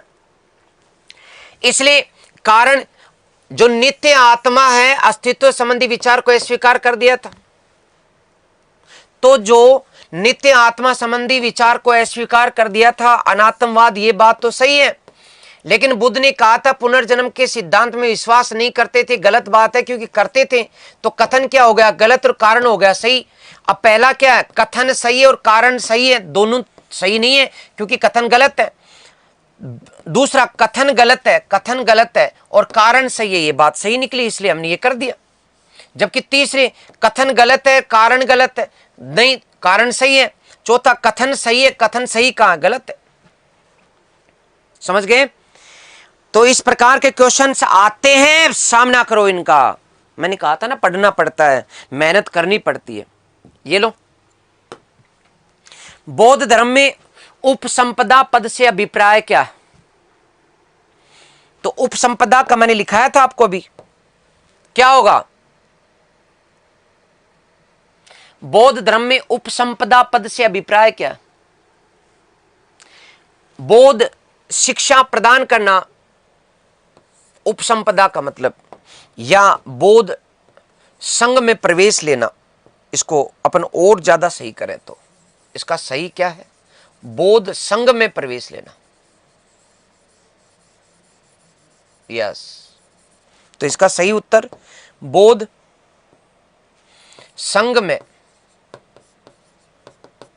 प्रवेश करना। ठीक, उपसंपदा पढ़ाया अभी आपने। ओके, चलिएगा आगे।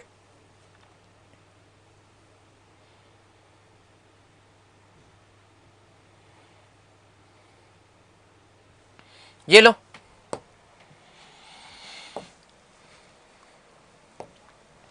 प्रतीत समुत्पाद किस आर्य सत्य की व्याख्या है? प्रथम दुख है, तृतीय निर्वाण, दूसरा दुख समुदाय, चतुर्थ दुख निरोधनी निरोधगामिनी। आप ये क्वेश्चन अपना 8वां, फटाफट बताओ, फटाफट बताओ दोस्तों।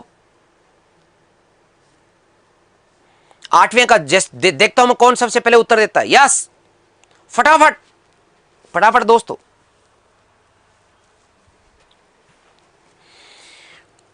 फटाफट 8 में सी, शाबाश जेपी यादव, शाबाश, वेरी गुड।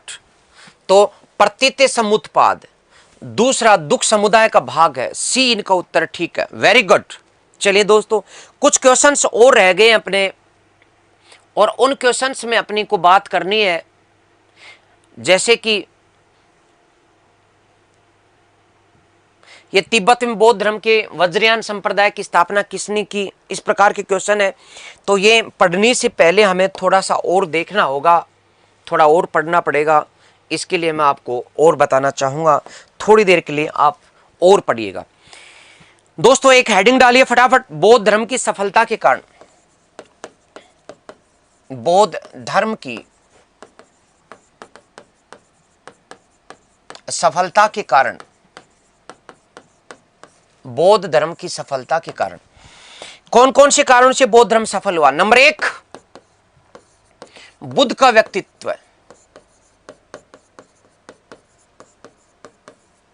बौद्ध धर्म बुद्ध के काल में उत्तरी भारत का एक धर्म बन चुका था। सबसे बड़ा धर्म तो नहीं, लेकिन एक व्यापक बड़ा धर्म बन चुका था, क्योंकि बुद्ध का जो व्यक्तित्व था वो प्रभावशाली और आकर्षक था। और यदि कोई वक्ता अपनी बात प्रभावशाली तरीके से कहता है तो उस बात का निर्विवादित रूप से प्रभाव पड़ता है। तो इस पहला कारण है बुद्ध का व्यक्तित्व। तो इसमें 2 चीजें थी, एक आकर्षण था, आकर्षक एवं प्रभाव था, तेज था बुद्ध में, एक तेज, एक प्रभावमयी भाषा और चेहरे पर दमकता हुआ तेज, ये लोगों को आकर्षित किया। शाबाश। दूसरी बात मध्यम मार्गी एवं सरल धर्म का प्रारंभ किया जाना, या सरल धर्म था।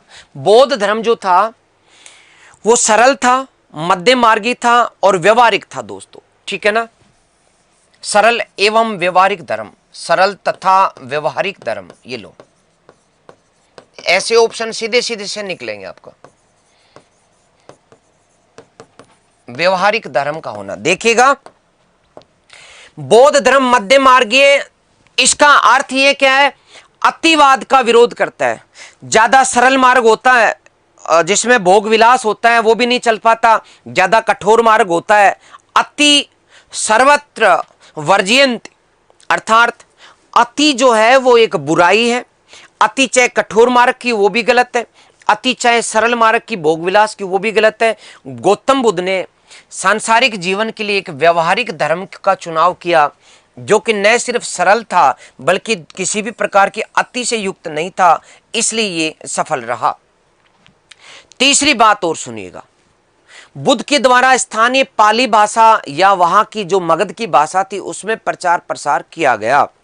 तो तीसरा, स्थानीय भाषा में प्रचार, ये लो साहब, एक एक करके समझ लें, भाषा में प्रचार। और चौथा कारण क्या था, संघ के माध्यम से, संघ एक सफलतम साधन था, यानी कि संगठित धर्म प्रचार, धर्म प्रचार, ठीक है। और हां, यस,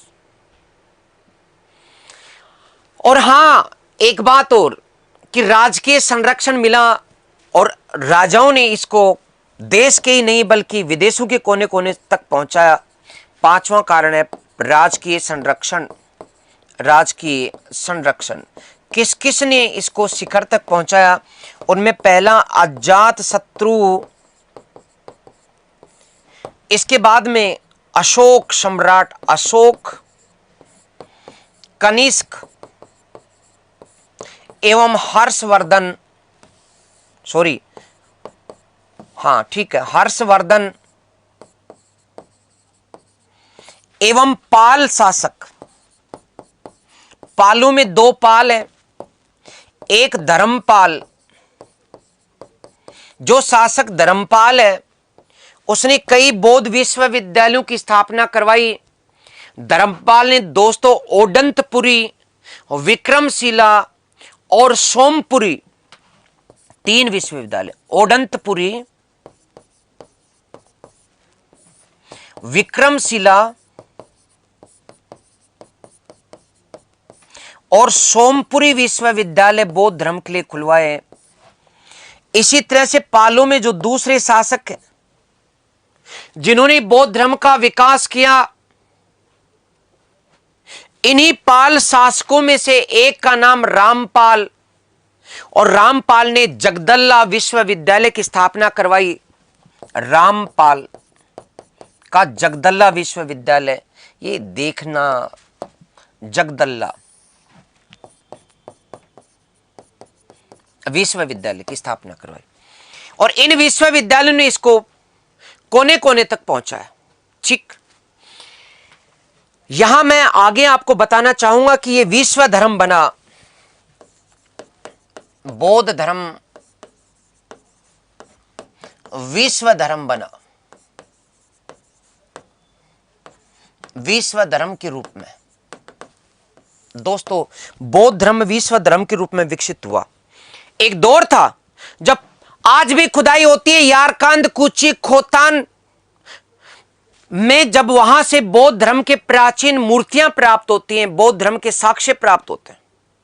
ठीक,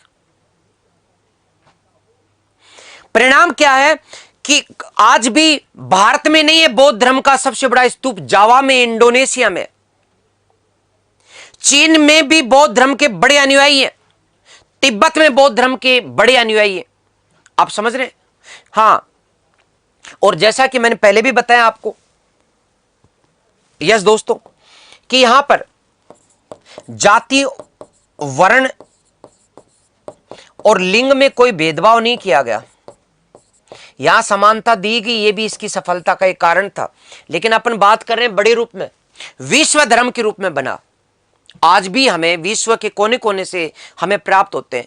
चीन में यह धर्म फैला था। चीन में किस किस ने फैलाया? तो याद रखें दो नाम, धर्म रत्न और कश्यप मातंग। बस विश्व धर्म में तो मैंने बताया चीन में किस किस को याद रखना? धर्म रत्न प्लस कश्यप मातंग। वो कथा में सुनाना नहीं चाहता, समय नहीं है, कि किस प्रकार चीन के जो शासक थे उन्होंने कश्यप मातंग, जो कि श्वेत घोड़े पर बैठ कर के आए थे, श्वेत विहार की स्थापना कराई थी और अपनी पुत्री। खैर आगे बढ़ते हैं। तो चीन के बाद यदि तिब्बत की बात करें तो नालंदा विश्वविद्यालय से कई विद्वान गए थे, जिनमें शांति रक्षित और पद्म संभव बहुत महत्वपूर्ण है। तो तिब्बत की बात करें तो यहां शांति रक्षित जो विद्वान गए थे और पद्म संभव जो विद्वान गए थे, उन्होंने बौद्ध धर्म को फैलाया। समझ रहे? और ये नालंदा विश्वविद्यालय से गए थे, नालंदा से। और इसलिए आज भी आपको पता है क्या कि पूरा का पूरा तिब्बत बौद्ध धर्म का है। और जब चीन ने तिब्बत पर कब्जा किया था ना, तब तिब्बत के जो लोग थे, दलाई लामा वहां के, दलाई शासक को कहते हैं, और लामा वहां का धर्मगुरु होता है। आज भी हिमाचल प्रदेश के धर्मशाला के अंदर सारे के सारे जो तिब्बत के जो बौद्ध धर्मी है, आज भी मानते हैं कि हाँ हम बौद्धी हैं। आज जिस पर पाकिस्तान ने कब्जा कर रखा है वो जम्मू और कश्मीर का वो हिस्सा, जिसको हम पाक ऑक्यूपाइड कश्मीर, पाकिस्तान ऑक्यूपाइड कश्मीर कहते हैं, पीओके, वहां आज भी लद्दाख का क्षेत्र ले लो, वहां आज भी बौद्ध धर्म के लोग रहते हैं। और यहां प्रचार प्रसार करने वाले शांति रक्षित, पद्म संभव और इनके साथ साथ एक कमलशील थे। कौन थे? कमलशील। इन्होंने तिब्बत को बौद्धों से युक्त बनाया। और लास्ट की बात करें तो जावा में चंद्रगोमिन के माध्यम से, जावा यानी इंडोनेशिया की बात कर रहा हूं मैं, यहां चंद्रगोमिन या व्याकरण लिखने वाले चंद्रगोमिन, इन्होंने यहां प्रचार प्रसार किया। और बोरोबुदुर में दुनिया का सबसे बड़ा स्तूप है, जावा के बोरोबुदुर में सबसे बड़ा स्तूप है, बड़ा स्तूप है। बात को समझे इस तरह से। और इस बोरोबुदुर के इस स्तूप को आरसी मजूमदार ने, इसको आरसी मजूमदार ने 8वां आश्चर्य बताया था, 8वां आश्चर्य बताया था। और ये आपके काम के, इनको पढ़ लो, क्योंकि आपके एक टॉपिक का एक यूनिट है, विशेषकर रीट वाले विद्यार्थियों के एक यूनिट है जिसका नाम है दोस्तों भारतीय संस्कृति का विदेशों में प्रसार। क्या पढ़ेंगे? यही तो है उसमें चीजें, ठीक है ना। तो यहां के जो शैलेंद्र वंशी शासक थे, इन्होंने बौद्ध धर्म को ग्रहण किया, ठीक है ना। और मध्य एशिया में तो बोधिसत्व की इतनी मूर्तियां मिली जिनकी कोई बात में, जैसे कि बामियान अफगानिस्तान में दुनिया की सबसे ऊंची बौद्ध मूर्ति वहीं से मिली, लेकिन तालिबानों ने तोड़ दिया। क्या कर सकते, ठीक है ना। लेकिन समय के साथ क्या हुआ, इसका पतन हो गया, बौद्ध धर्म का पतन हुआ। और पतन के पीछे के कुछ कारण थे। पतन के पीछे क्या क्या कारण है। एक, महायान जो था उसने खास चीजें छोड़ दी। महायान धर्म बुद्ध की मूर्तियां बनाने लगा, बुद्ध एवं बोधिसत्वों की मूर्तियां,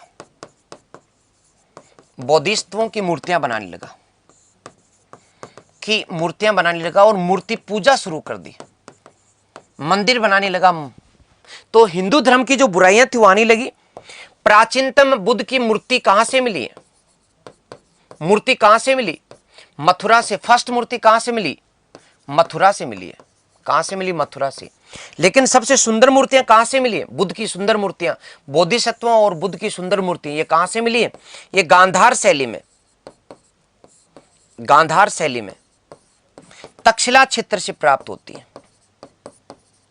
तक्षशिला क्षेत्र से प्राप्त। और ये गांधार शैली में जो मूर्तियां बनी ना दोस्तों, ये मूर्तियां यूनानी देवता अपोलो की तरह बुद्ध को बनाया गया।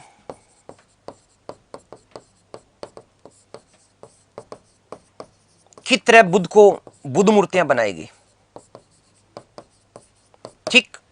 घुंघराले बाल, तीखा नाक, तीखा नेक्स, एकदम सुंदर तरीके से मूर्तियां बनाएगी, ठीक है। दूसरा पतन का कारण क्या था, एक महायान धर्म के द्वारा मूर्ति पूजा किया जाना।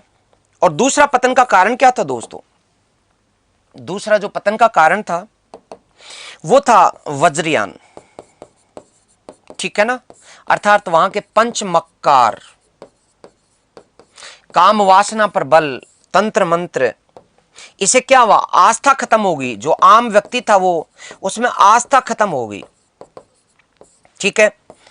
तीसरी बात, जो हिंदू धर्म का पुनरुत्थान हुआ, और हिंदू धर्म की एक विशेषता है कि ये झटका खा करके फिर से खड़ा हो जाता है। उसने क्या किया कि बुद्ध को विष्णु का अवतार घोषित कर दिया। बुद्ध को क्या घोषित कर दिया, विष्णु अवतार घोषित कर दिया। इसका मतलब बौद्ध धर्म तो, सारा बौद्ध धर्म हिंदू हो गया अपने आप, ठीक। और चौथी बात दोस्तों, तुर्क आक्रमण। तुर्कों ने बौद्धों को बुरी तरह मारा काटा। जैसे कि नालंदा विश्वविद्यालय पर, जो नालंदा विश्वविद्यालय था उसके ऊपर बख्तियार खिलजी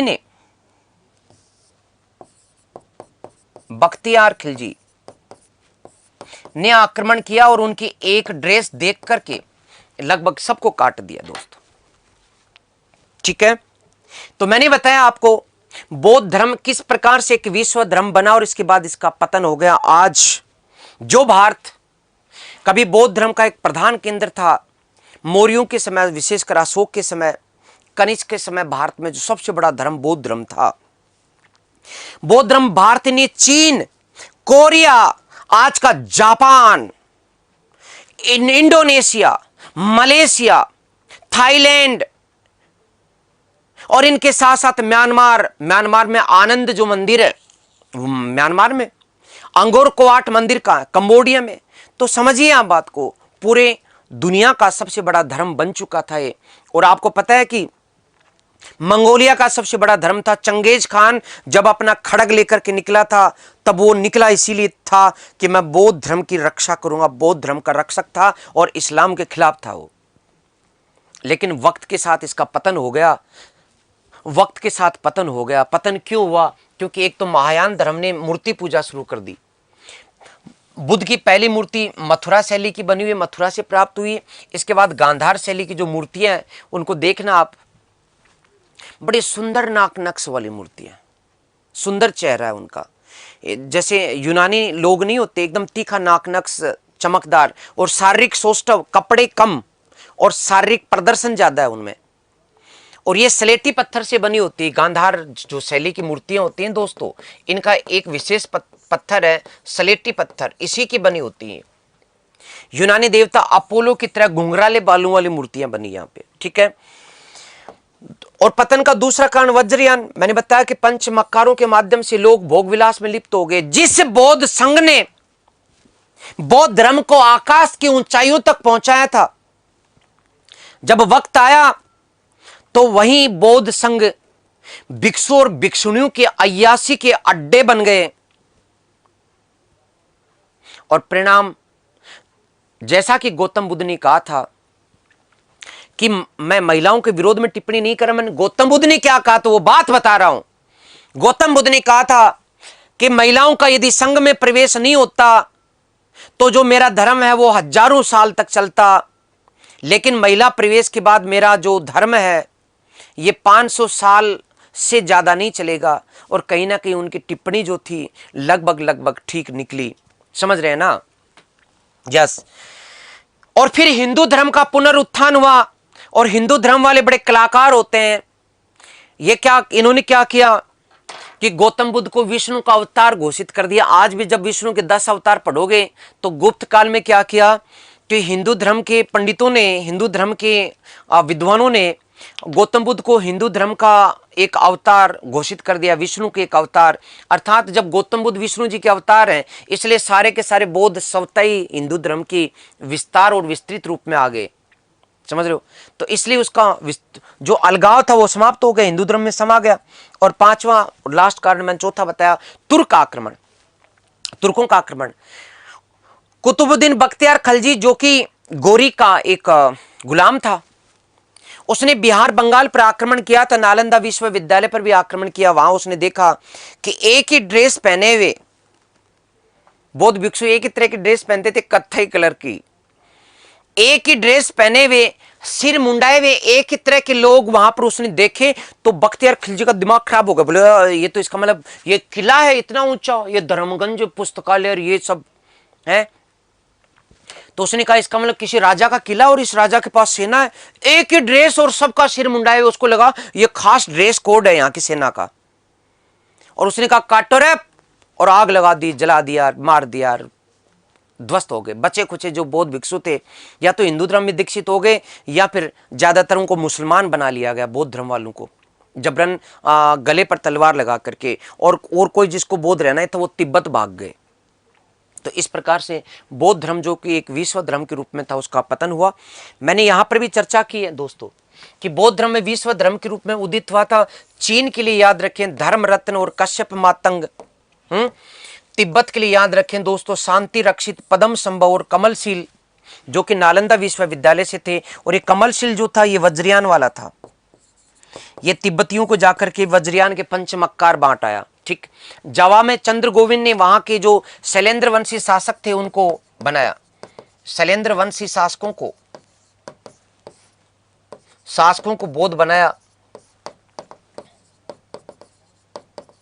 बौद्ध बनाया। ठीक है, तो ये सारी बातें मैंने आपको बताई दोस्तों। यस, इससे पहले मैंने आपको बताया बौद्ध धर्म की सफलता के कारण में कि बुद्ध का खुद का व्यक्तित्व, आकर्षक व्यक्तित्व किसी को होता है, किसी की भाषा में दम होता है, किसी का भाषा शैली प्रवाहमय होती है, तेज युक्त होती है। उस व्यक्ति की बात बड़े तरीके से, बड़ी तफसील और तकदीर के साथ सुनी जाती है। गौतम बुद्ध का व्यक्तित्व आकर्षक था, उनकी भाषा शैली प्रवाहमय थी, तेज युक्त थी। इसलिए उन्होंने जब कुछ बोलना शुरू किया तो बाकी सब ने सुनना शुरू कर दिया। और जब सुन लिया जाता है तो उसे सहमत हुआ जाता है। समझ रहे? यस। ओके। मध्य मार्गी एवं सरल तथा व्यवहारिक धर्म है। मैंने बताया कि जिंदगी से जुड़े हुए दुख का समाधान करने का प्रयास किया। उन्होंने फालतू की वो दार्शनिक ज्ञान नहीं बांटा। जिंदगी में दुख है, दुख को दूर करना है, व्यवहारिक धर्म है, सरल धर्म है। 4 आर्य सत्य बताकर छुट्टी कर ली, मध्य मार्गीय अतिवादियों से परे। फिर मैंने बताया स्थानीय भाषा में प्रचार, लोगों को समझ में आया। संघ जो था संगठित धर्म प्रचार में सफल हुआ। हालांकि ये संघ ही इसको विकास करने में सफल हुआ और संघ ही पतन का कारण भी बना। ये भी याद रख लेना, ये संघ उत्थान और पतन दोनों का कारण है। और राजकीय संरक्षण कुछ राजाओं ने ठान लिया था, सारे संसाधन झोंक दिए, जैसे कि अशोक ने, कि मैं बौद्ध धर्म का इस दुनिया के कोने कोने तक पहुंचा दूंगा। और उसने सेना के साथ लोगों को, प्रचारकों को भेजा कि बोलो स्वीकार कर रहे हो कि गर्दन काट दे। यस।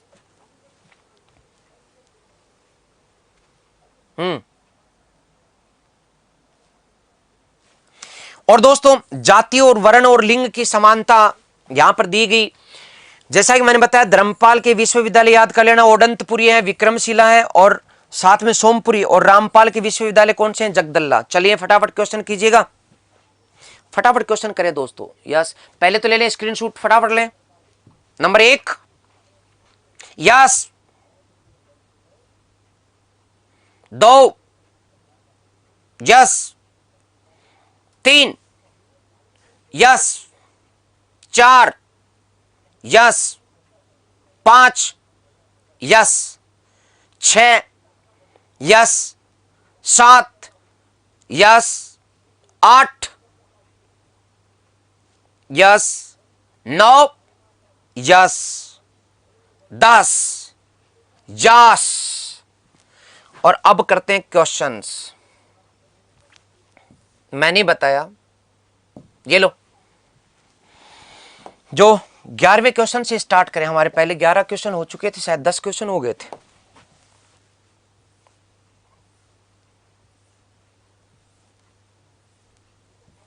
आठ ही हुए थे, तो 9 से शुरू करेंगे।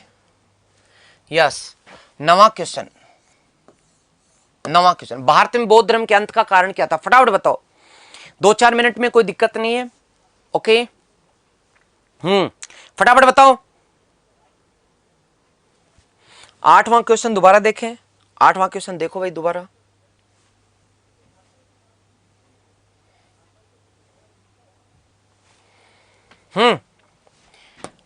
बताओ, प्रतीत समुत्पाद किससे संबंधित है?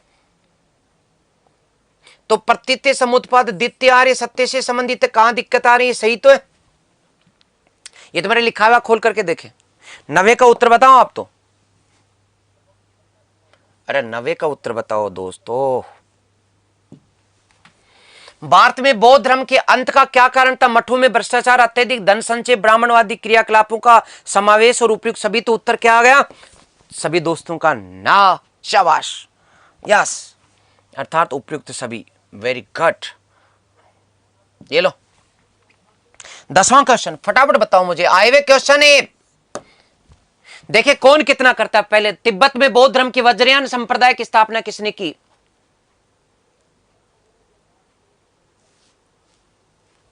यस, फटाफट बताओ दोस्तों, पीछे रहने से काम नहीं होगा।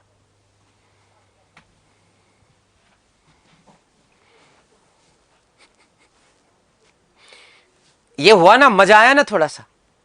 यस, मैंने बताया था आपको।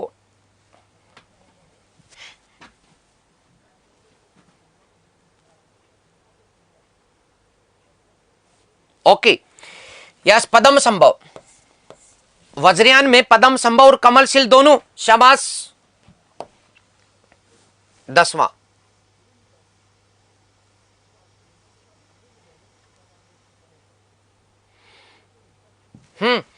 11वां,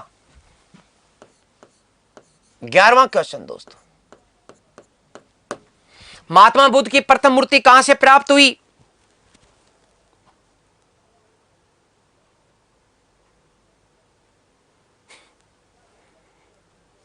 ये हुई बात।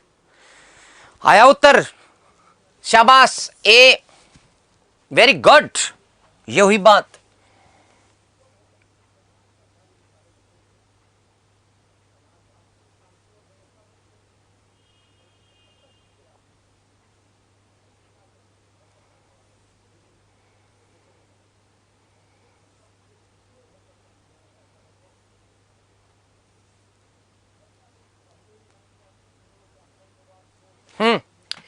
आज का लास्ट क्वेश्चन और फिर बात।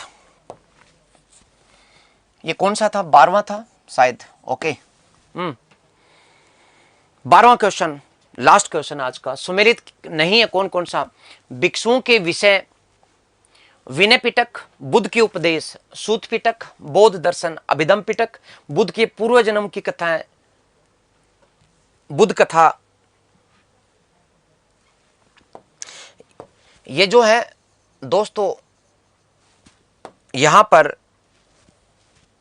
ये विनय, विनय भिक्षुओं के विनय, विनय का मतलब होता है नियम, तो भिक्षुओं के नियम विनय पिटक, बुद्ध के उपदेश सूत पिटक, बौद्ध दर्शन अभिधम पिटक, और बुद्ध के पूर्व जन्म की कथाएं बुद्ध कथा। शाबाश, वेरी गुड। अरे मैं नाम ले लूंगा निशा, एक क्यों कर रही है बावली? बौद्ध धर्म के पहले धर्म कौन सा था? लो साहब क्वेश्चन है। अरे बौद्ध धर्म के पहले हमने पढ़ा था ना कि पूरा का पूरा वैदिक काल पढ़ लिया, पूरा सिंधु काल पढ़ लिया। आप कहाँ रह गए प्यारे बच्चों? पुराने वीडियोस देखो और आनंद लो। यस, इसका सही उत्तर ये है। बुद्ध के पूर्व जन्म की कथाओं को क्या कहा जाता है दोस्तों? जातक कथा कहा जाता है, बुद्ध कथा नहीं। उन्हें जातक कथाएं कहा जाता है, तो सही उत्तर जातक कथाएं है, बुद्ध कथा नहीं। इसलिए गलत पूछ रहा है, नहीं पूछ रहा है, उत्तर क्या हो जाएगा? डी। तो दोस्तों इसी के साथ आज हमारा बौद्ध धर्म ए से जेड तक कुल 5 दिन की 5 घंटे की क्लासों में, बाकी तो क्वेश्चन भी नहीं हुए, 5 घंटे भी पूरे नहीं हुए, इन्हीं में हमने सैकड़ों क्वेश्चन किए, समझ रहे? और बौद्ध धर्म को ए से जेड तक पढ़ा, एक टॉपिक से नहीं हजारों टॉपिक से कनेक्ट होकर के पढ़ा। कुछ गुप्त काल के टॉपिक भी पढ़ लिए, कुछ हमने गुप्तोत्तर काल के, कुछ भारतीय संस्कृति के विदेशों में प्रसार के टॉपिक भी पढ़े, समझ रहे ना? हाँ, तो प्यारे दोस्तों मैं उम्मीद करूं कि आप सबको आनंद आया। यस, अब हमारा जो अगला टॉपिक है, जैसा कि मैंने आपको कहा था कि मेरी भी अपनी कुछ जो है जिम्मेदारियां, तो उन्हीं क्रम में कुछ दोस्तों की परीक्षाएं बहुत ही सन्निकट हैं और उनके जो भारतीय स्वतंत्रता संग्राम और 1857 की जो क्रांति, उनमें से ज्यादा क्वेश्चन आते हैं। इसलिए हम कल से स्टार्ट तो करेंगे भारतीय स्वतंत्रता संग्राम, लेकिन ठीक 10 दिन में वो पूरा करा करके फिर मैं लौटूंगा मौर्य काल में। ठीक है, आप ज्यादा से ज्यादा मात्रा में चीजों को समझें और करें। यानी हम लोग अब क्या पढ़ेंगे? स्वतंत्रता संग्राम को पढ़ेंगे दोस्तों, और वहां से भारत की आजादी वाला जो टॉपिक है वो 10 डे की क्लासों में कंप्लीट करवा करके, और फिर अपन 11th डे जो होगा अपना 11th डे, उसमें हम फिर से शुरू करेंगे और हेडिंग डालूंगा मैं मौर्य काल की। विश्वास रखिए, लेकिन आप अब जो विद्यार्थी हैं वो वे सजग हो जाएं, विशेष करके जो आरएस के विद्यार्थी हैं और यूपी टीजीटी के जो विद्यार्थी हैं, और विशेष करके जो एसआई के जो विद्यार्थी हैं, जो पटवारी के जो विद्यार्थी हैं, रीट के तो हैं ही हैं, वो तो मुख्य धारा में शामिल है क्योंकि उनके सिलेबस में अभी नेशनल मूवमेंट में से और टॉपिक जोड़ा गया है। इसलिए अब हम कल हमारी क्लास होगी स्वतंत्रता आंदोलन पर, और मैं आपको एक बात का विश्वास दिलाना चाहता हूं, हो सकता है आपने पढ़ा होगा अब तक, हो सकता है कि कई किताबें छानी होंगी अब तक, हो सकता है आपने कई टीचर से पढ़ा होगा अब तक, हो सकता है कि आपने अभी भी कॉन्फिडेंस में नहीं आया होगा, लेकिन एक बार क्लास सुन लेना, आपके मन मस्तिष्क के पूरे हिस्से को झकझोर ना दूं तो मुझे कहना, साथ के साथ आपको याद ना करा दूं तो मुझे कहना, पूरी गहराई से सारे क्वेश्चंस जितने भी एग्जाम में आए वो सोल्व न करा दूं तो मुझे कहना। आप सभी दोस्तों को कल स्वतंत्रता संघर्ष के लिए नहा धो करके, खाना वाना खा करके तैयार होकर के आना है, क्योंकि आज अब जो बात होगी वो हमारे देश से जुड़ी हुई आजादी की बात होगी और उसमें किसी को पीछे नहीं रहना। मैंने कहा कि मुझे 5000 तक पहुंचा करके लौटना है और इसके लिए मैंने वो चक्कर लिया। 10 दिन बाद आप 11वें दिन में आपको क्या पढ़ाऊंगा? मौर्य काल पढ़ाऊंगा दोस्तों। तो इसी के साथ आज की क्लास समाप्त। दीजिए इजाजत, मिलते हैं कल, लेकिन सभी दोस्तों को ज्यादा से ज्यादा फैला दो, शेयर करा दो, जिससे कि आपको पूरा का पूरा इतिहास पढ़ने का अवसर मिले। और यह सब निर्भर करता है कि लाइव कितने दोस्त जुड़ते हैं। यह मेरी अंतरात्मा की आवाज है, अन्यथा मत लेना, लेकिन मुझे यह करना पड़ेगा क्योंकि बहुत सारे दोस्तों का प्रेशर है, क्योंकि उनके एग्जाम सन्निकट है। क्या फर्क पड़ेगा एग्जाम में? क्या फर्क पड़ेगा? आपके एग्जाम में तो सारे क्वेश्चन आएंगे, वहां पर पहले कोई गुप्तकाल से आ सकता है, वहां पहले राष्ट्रीय आंदोलन का आ सकता है और लास्ट क्वेश्चन सिंधु घाटी का हो सकता है। पढ़ना हम सभी को पड़ेगा, सभी टॉपिक्स को पढ़ेंगे। इसलिए दोस्तों जुड़े रहना, सभी दोस्तों को लाइक करवाना और सभी दोस्तों को सब्सक्राइब करवाना, उनको शेयर करना, जिससे कि ज्यादा से ज्यादा बड़ी संख्या में आप लोगों को मैं पूरी तहे दिल से पूरी गहराई के साथ ये टॉपिक पढ़ा सकूं। इन्हीं शब्दों के साथ, इसी आशा के साथ कि आप सब दोस्त इसके लिए प्रयास करेंगे और क्लासों का आनंद लेंगे और अपना सिलेक्शन कराएंगे। मैं आज लेता हूं विदा, दीजिए इजाजत, नमस्कार। अगर वीडियो पसंद आया हो तो वीडियो को लाइक करना ना भूलें, सब्सक्राइब करें उत्कर्ष के YouTube चैनल को और लेटेस्ट अपडेट पाने के लिए बेल आइकन को प्रेस करना ना भूलें। प्रतियोगी परीक्षाओं की तैयारी अब घर बैठे उत्कर्ष ऐप के साथ। अब पढ़ो कहीं भी कभी भी।